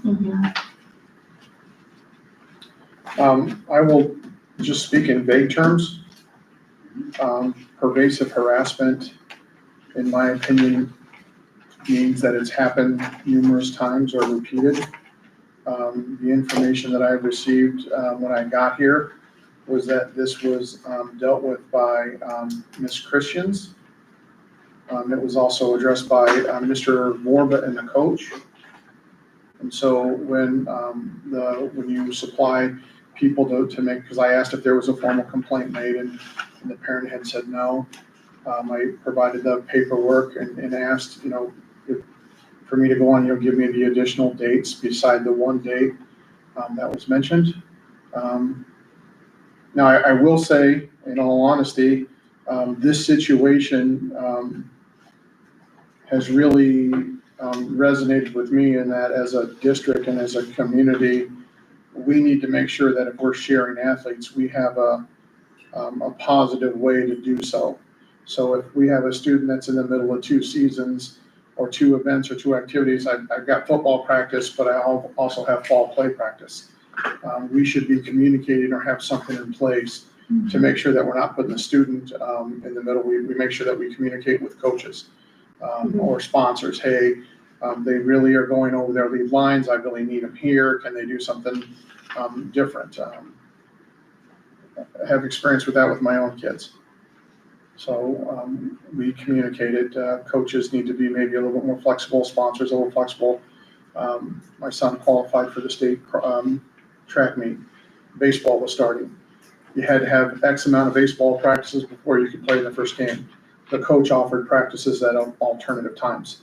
So, my son was up at 8 o'clock on a Saturday morning practicing baseball, so he could make that up. So I think that we can do better as a system.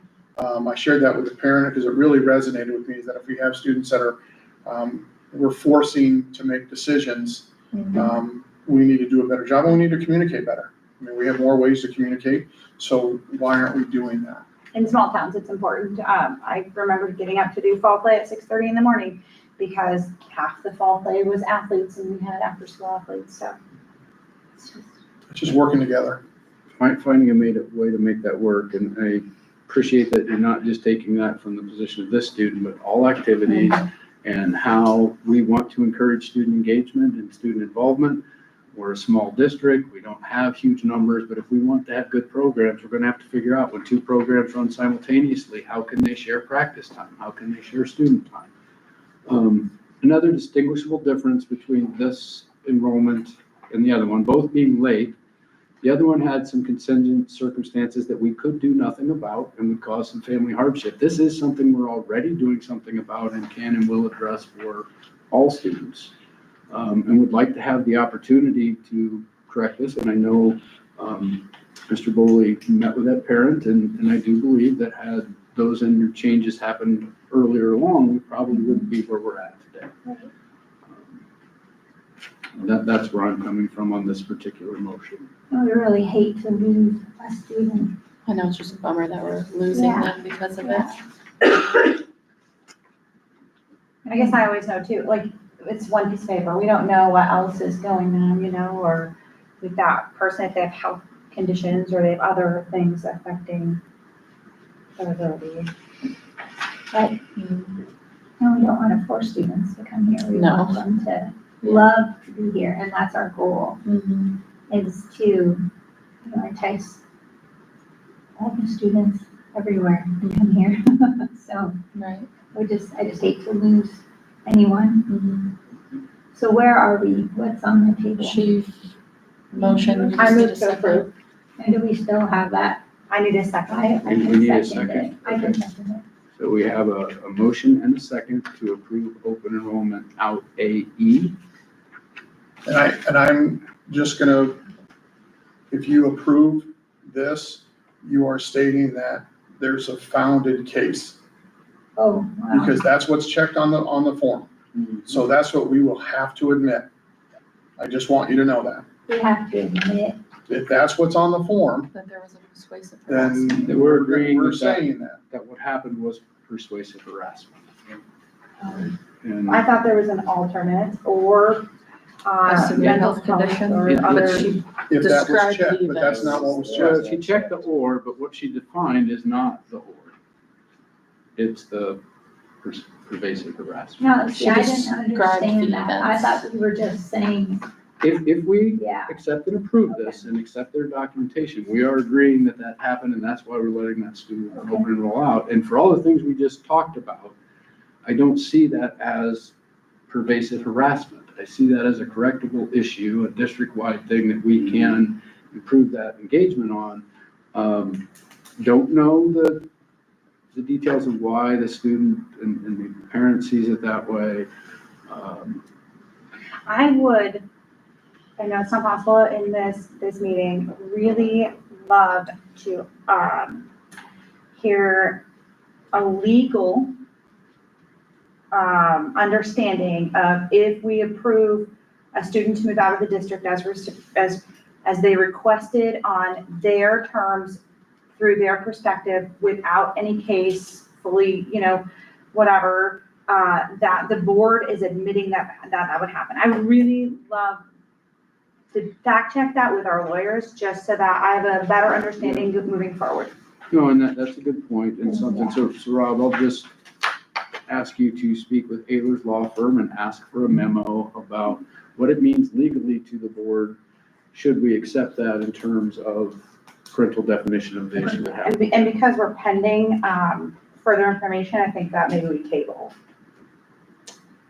So, I will tell you that as soon as I get the information, do you want to have a special board meeting? Yeah. So that's reasonable. Okay, so a moment ago, we voted and then went down a different motion. Can we table mid-motion, Karen? Is that accurate? I think we can. Let me just search it.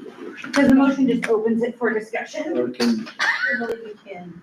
or can you withdraw your second? Is that possible? I don't think we have to. Table I don't motion. know. Yeah, I I'm don't know. just- I I don't know that one.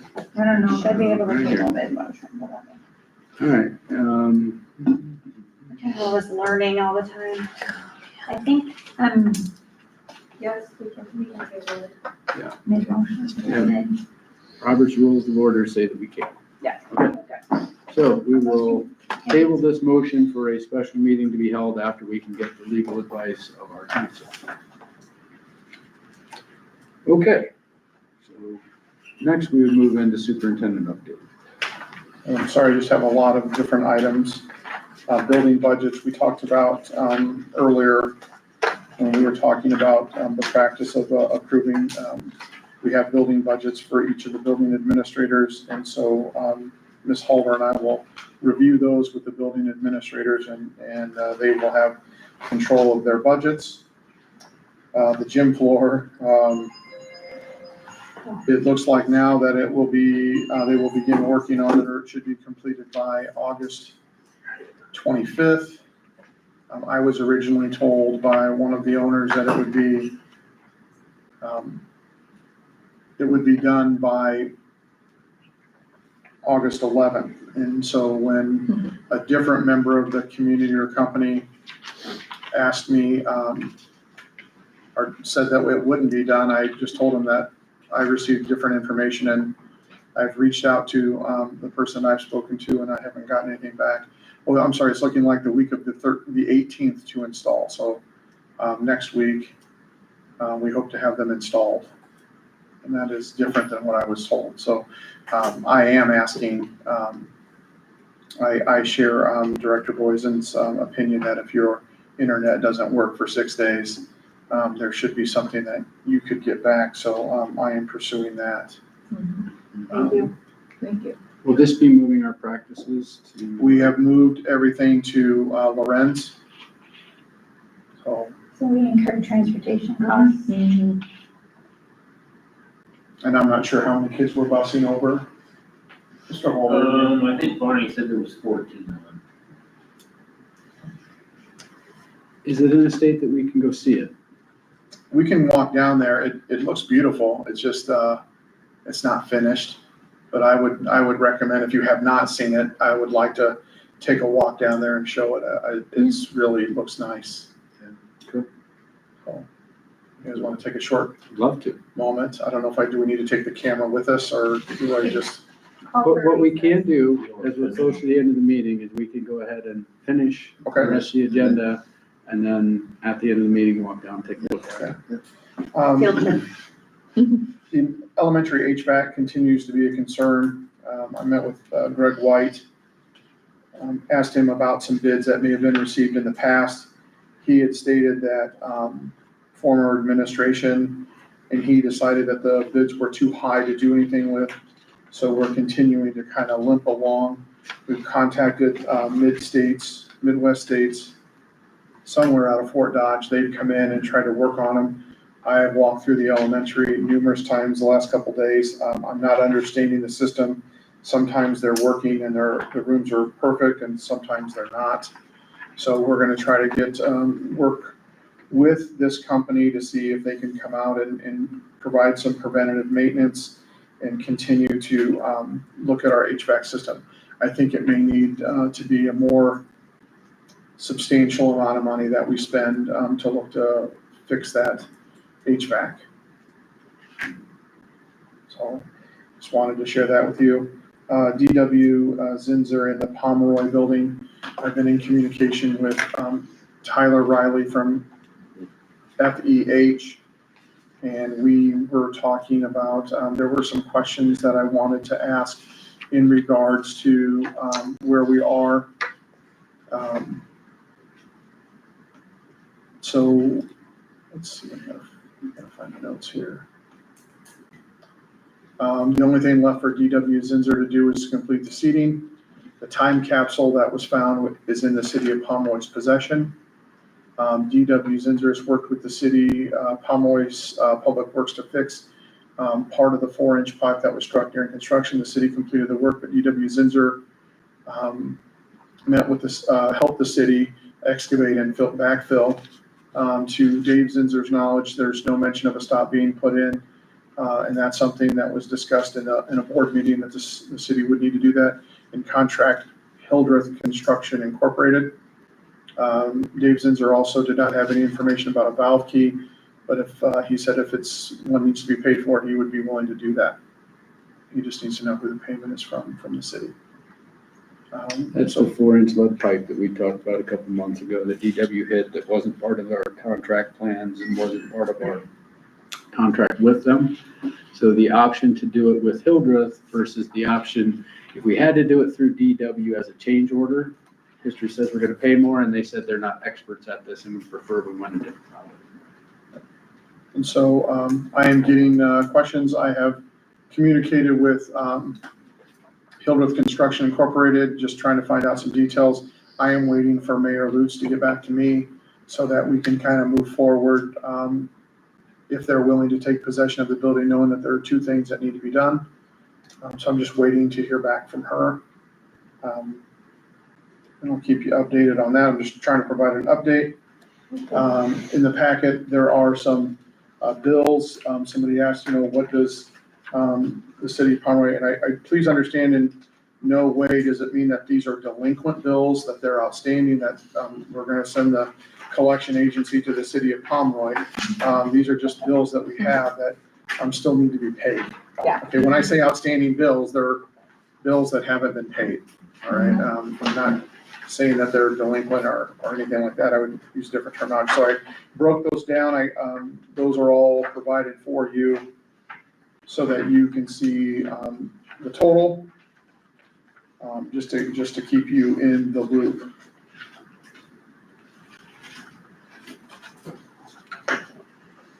Do you have any questions about those?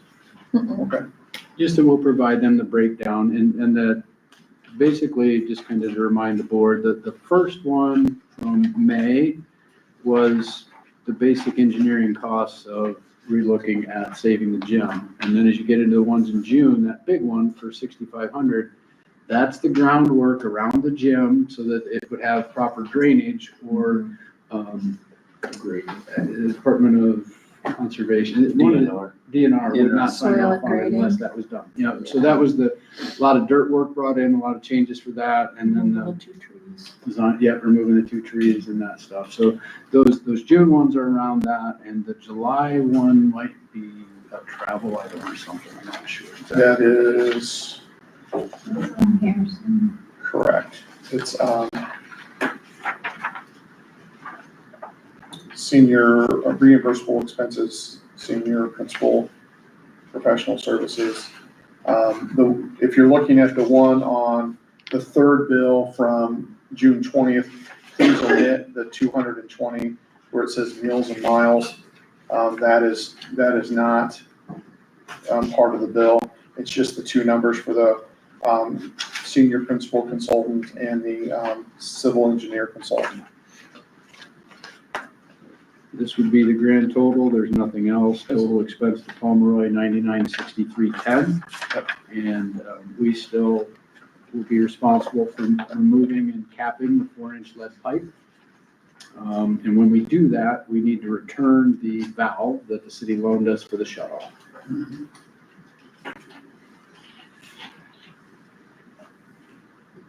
Just trying to keep you guys updated. Thank you. Appreciate it. The next item is just a draft of an organizational chart. I mean, I know that it's rough draft. Special thanks to Karen Holder. My drawing skills are not very good, and so I asked Ms. Holder to help me. Again, this is just a draft. In addition to the draft of the organizational chart, just a guide, a different visual for staff members who they would go to if there was a concern or a problem. And if you see the arrows, they would, start with their building principal, they would come to me, and then they would eventually move to you. If you're in a different role, you would start with your immediate supervisor, come to the superintendent, and then come to the board, just trying to clearly establish that chain of command. So any feedback, any questions, yay, nay, or if you like it, if you don't, if you want different colors, I'll get Karen, Miss Holder to help me because it all looks the same to me. No, I appreciate that where you're going with that. One very minor thing, but just for visual understanding purposes and recognizing the admin team, if you pull the two principals up to a level between the superintendent and the directors and put the activity director on the same level as the rest of the directors, it gives you a more clear view of what our hierarchy is. Okay. I just have a question because I don't know. But under the elementary principal, it says certified staff, and under the high school, it says certified classified. Oh, it should say certified classified. Good catch. When you look at something for so long, It starts, my brain. in my head, I know what it means. I think I just want to make sure I'm following. Nope, I don't know. you're correct.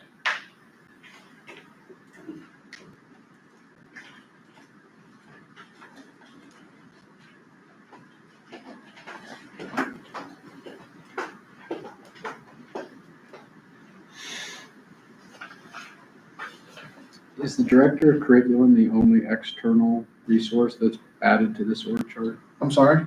The director of curriculum, is that the only external resource that we're showing in the chart? Yes.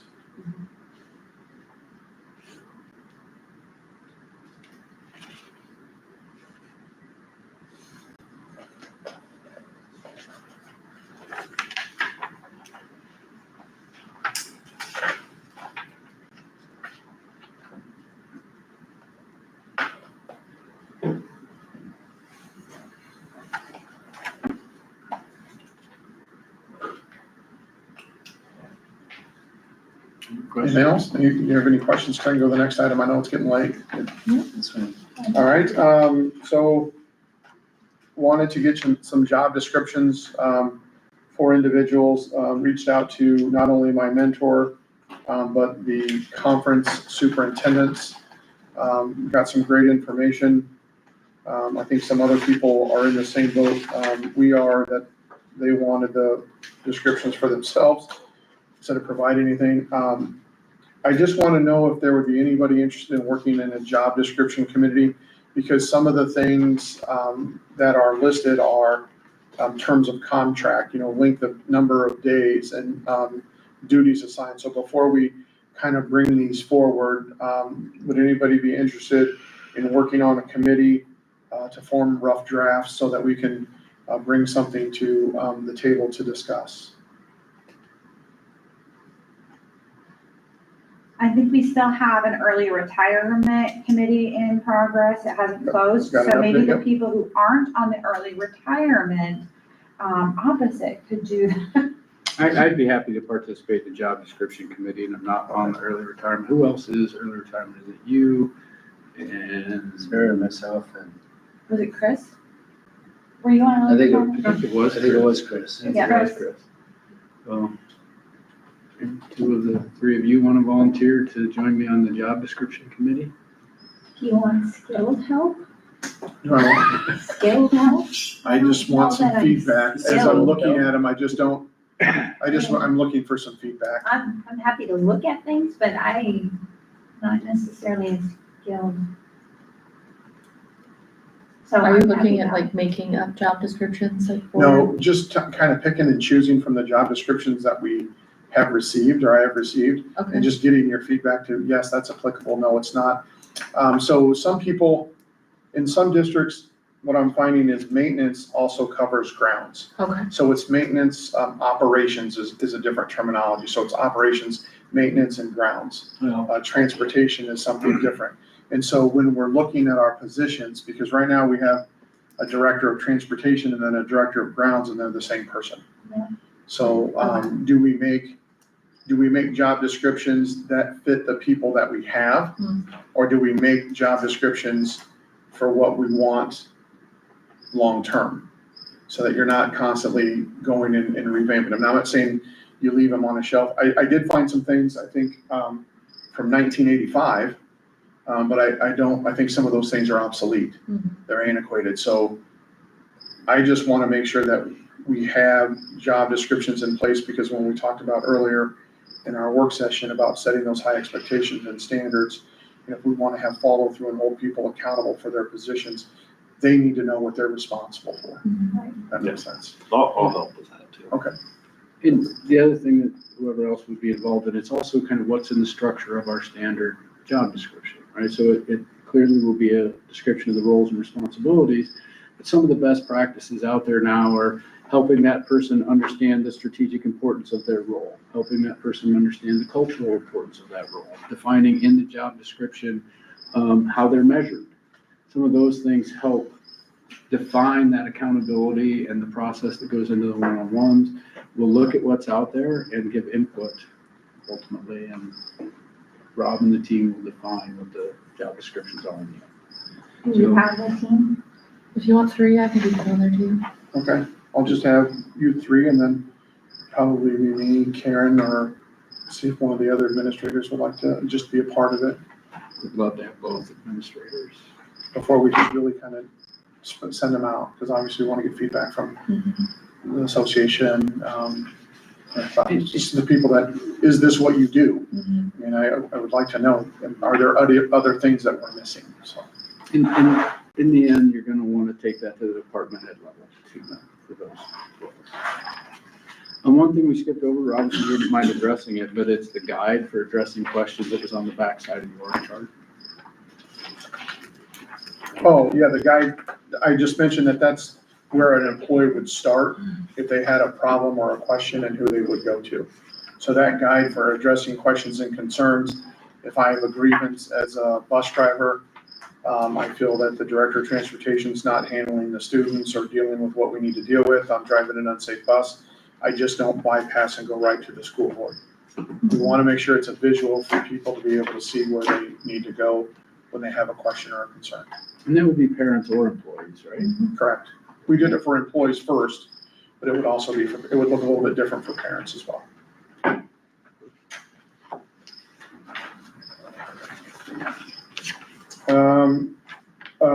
We need to set a date to review the 25-26 SWAT. So I think I sent that to you in the weekly update, and just when would be a good time? Do you want to have a special board meeting? Do you want to pick a morning when we had a special board meeting in the morning? We were supposed to review the IASB standards. Oh, it's coming up, I think. Okay. Well, maybe it's not, but I did include that, the board standards, so we could pick, we were supposed to do it at the beginning, the takeaway from the ISBA, to pick out what we wanted to Discuss do. takeaways from IASB. I think we usually vote on it, so we make Yeah. it an agenda, but we can do it next meeting. Well, wasn't our packet. It was intended to be part of the discuss board takeaways from IASB meeting. And when I read that, I thought it was our work session, but it was the 10 legislative goals and getting our vote together on those. I mean, it's not till November, so Yeah, we'll put that will be the second thing that we'll add to the. remember when we September- did last year, we reviewed what there was on the table and then we put them in priority of what kind of we felt as a board was. The state will have 10 or 12 that Yeah. are kind of in their list, and we pick what's most important to us at PAC. I don't know what made me think of that, just not sorry. No, it's perfect. It was intended to be on there, and I misinterpreted the agenda. I did too. I did the same, and I thought I included it in that packet. If we're picking a time for the SWAT and we want to have a lot of conversation over it, I say not in the morning. Right. Andrew, I agree as well. An evening I works say like better. an evening sometime. Like a regular, would a Monday work better for everyone? Any day but Wednesdays. Yeah. Or Sunday. Yeah, You want me just to throw out some dates, in the next Friday update, weekly update? And then Sure. email us. Yeah. Email you that, or you want me to do it tomorrow? I mean, I can come up with some dates tomorrow. You can put them in the Friday update, but what's gonna be best that you get communication back is we put out surveys before and asked each board member, which of these dates could you make? And then you'll get yeses and nos from each board member, and you'll try to pick the date that we have the most. Okay, I can do that. I only have a couple more things, so, I apologize for how long I'm talking. Met with, We think it's important to hear from you. the PAEA, talking about staff recognition and the importance of recognizing staff, and was presented with a proposal of, years of service, 5, 10, 15, 20. But since we haven't done that before, we wanted to start off the year, by recognizing everybody. So in working with Ms. Axman, wherever she is, she's awesome. I helped with her help. We have designed some t-shirts that we're gonna give everybody. And we want to be crystal clear on our mission, and our belief and our goals. And so, plug your ears for a minute. So, on the 22nd, I want to give all of our staff members one of those shirts. It's just gonna be real simple. It's just gonna say, "We are PAC." And it's not gonna have the Indian logo. It's just, if this is who we say we are, this is what we need to practice and believe. And it's gonna be red, because I haven't seen a lot of red here. I've seen a lot of black, I've seen a lot of gray, but it's gonna be red, and the lettering will be, the "we" is big, the "R" is small, and PAC is gonna be huge. So that's what I want. We wanna clearly define who we are, spread that to make sure we recognize every staff member, from the bus drivers to the cooks to our teachers, our secretaries, everyone, administrative assistants, to make sure that they're recognized and know that they're an important part of the team.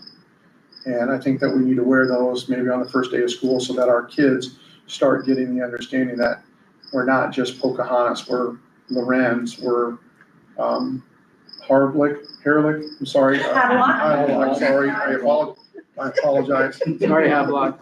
All right. So we want to know that everybody's part of it. So I'm learning. I apologize for those of you who are from Havelock. I'm not trying to be disrespectful. We need to make sure that everybody feels welcome here, because we're the central place. Yeah. So that's something that we're doing.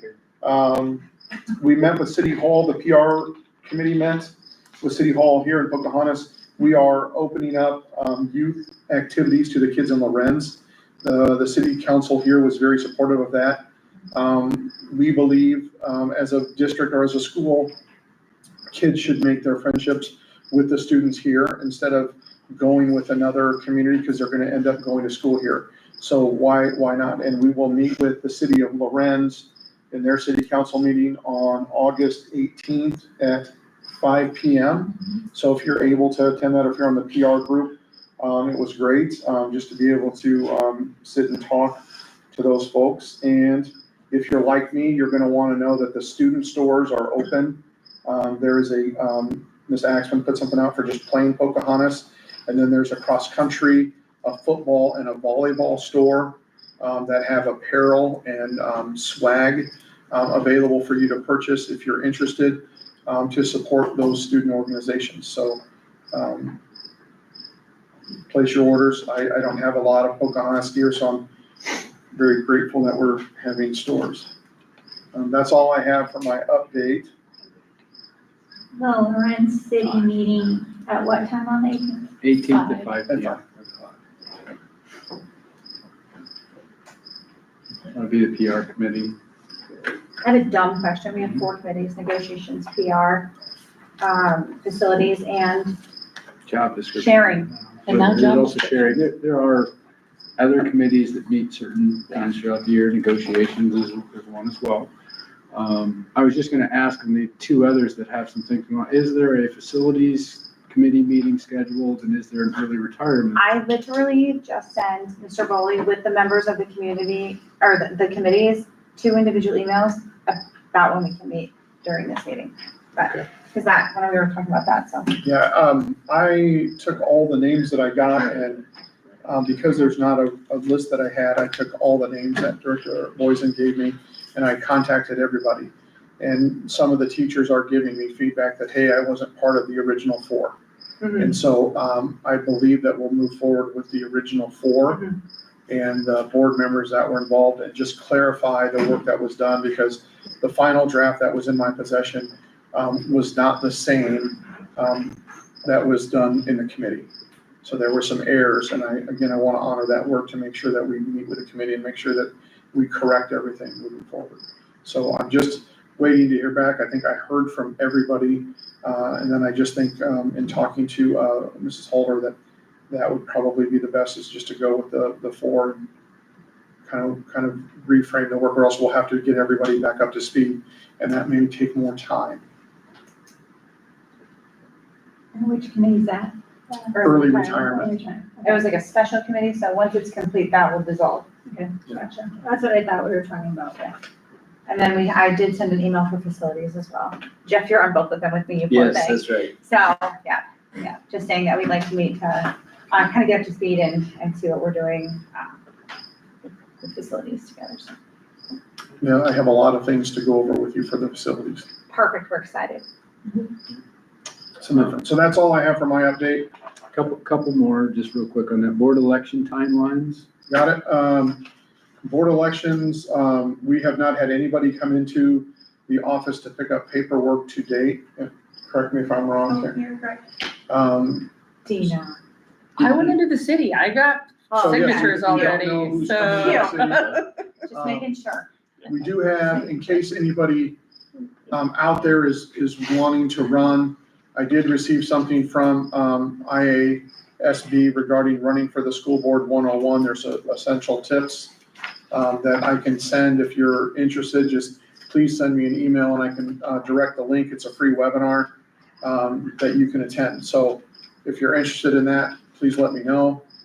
But right now, nobody's coming to the office. We do not know how many people have gone. When is the paperwork due? It is due, The first day I can accept paperwork is August 25th, And the last day, September 18th at 5 p.m. 8:25 to 9:18 at 5 p.m. But you could come pick up the paperwork today, tomorrow now. And there is a process to get, how many signatures? 36, but we suggest 50. So we'd ask you to get 50 signatures. A minimum of 36 is needed, but the reason we ask for 50 is if you're applying for Zone 2 and a person who signs it from Zone 1, that name won't count. So she's trying to protect you to make sure you get 36 eligible names. But the ad hocs can accept any signatures, right? At larges, yes. Yeah, at larges, yeah. Yep. I always forget that word, I don't know why. and I would encourage anyone who's listening, who's interested in running for the school board, to please reach out and contact us and we can walk you through the process. You don't necessarily have to come into the district and pick them up. If you want to remain anonymous, call. We will walk through everything with you to get you ready to run for election. And there is the webinar, this Wednesday, August 13th at noon. So it's tomorrow at noon, but IASB usually makes those webinars available afterwards Yeah, too. And they you can record watch it at your own time. Yeah. They have them live and then they record them. So, just something that if you're interested, you may want to take a look at. Okay, last item would be board takeaways. Can I go first? Yay, we have a biology teacher! That was huge. Saved us a lot of money, and more importantly, we have a person teaching that Yes. class. Very nice. Yep. Sarah? Can you come back to me? Yeah. I feel like I'm put on the spot. Well, my notes here.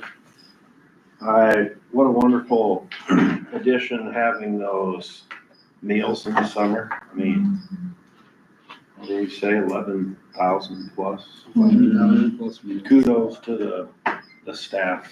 That's a lot of sack lunches and just lunches and meals, so we appreciate that. That's cool. Stole the one I was gonna comment, so I'm gonna go with, thanking Rob and Karen and Jeff for the org chart, for the handbook updates, for giving us visibility to those roles and responsibilities and accountability, and just creating transparency for the board. Really appreciate that. Thank you. I really appreciate Robert, you working really hard on the lunch tip plan for 25-26. I do like the bulleted plans and stuff like that, just keeping in mind on how to keep it from getting out of hand. I appreciate that. I'll say I appreciate the flow chart, that it's just a good reminder how procedures should go. And I'm encouraged about the contracts that we approved. It's great that we got those teachers, and we're gonna save some money on that, and I'm glad that that contract wasn't enforced, that we have to go back. So that's encouraging. And there was coaches and a club on that too for contracts, so Yeah. that was like, school's getting back, it's getting exciting. I'm kind of sad about the Apogee thing, because I feel like that we've talked about Apogee and worked towards that for the last 2 years, and then it's decides to get an update just some years. Compliment Mr. Bowley on this memo format and the way he. I do like it. That's I nice. like When I was Yes. going through the emails, I was like, Ours oh, tells this is you. The nice. hacks, like, like, yeah, very, I feel bougie, I feel Very real good. fancy. I like it too, yeah. It does a great job of separating those topics out, giving us all the specific details. No one got lost either. So, Sounds good. thank you for that. Okay, do we have a motion to adjourn? So moved. So can we move and go on a field trip with all of us, or is that a traveling meeting later? Oh, do we have to do that before we adjourn? We're not gonna be talking. There is no, No, we're not. You're not gonna approve you're anything. not gonna prove anything, there's nothing to vote on. Karen, there's no reason we can't walk down and look at the gym. after we Anybody here is adjourn. welcome to come along to babysit. I'll us all. second. Yeah, all right, I just got the second. So a motion by Jeff, seconded by Dustin to adjourn the meeting. All in favor, please say aye. Aye. Motion, all opposed, same sign. Motion carries. Oh, let's stay in the meeting. Yeah, we'd have a conversation if one of you wanted to vote against. Sheree, Yes. was that easier for you to take notes on as well? Just with the motion and approving? I really liked that. Because when you have it on the side like that, it just, you can't keep it square, so I just thought, if I could just do this, that way people can follow along. Especially depends, are you? The only problem is I feel like you need more area to spread out. So make sure when you ask people, hey, are you Yeah, no, into? that was really But they're not good. gonna know. me a mic.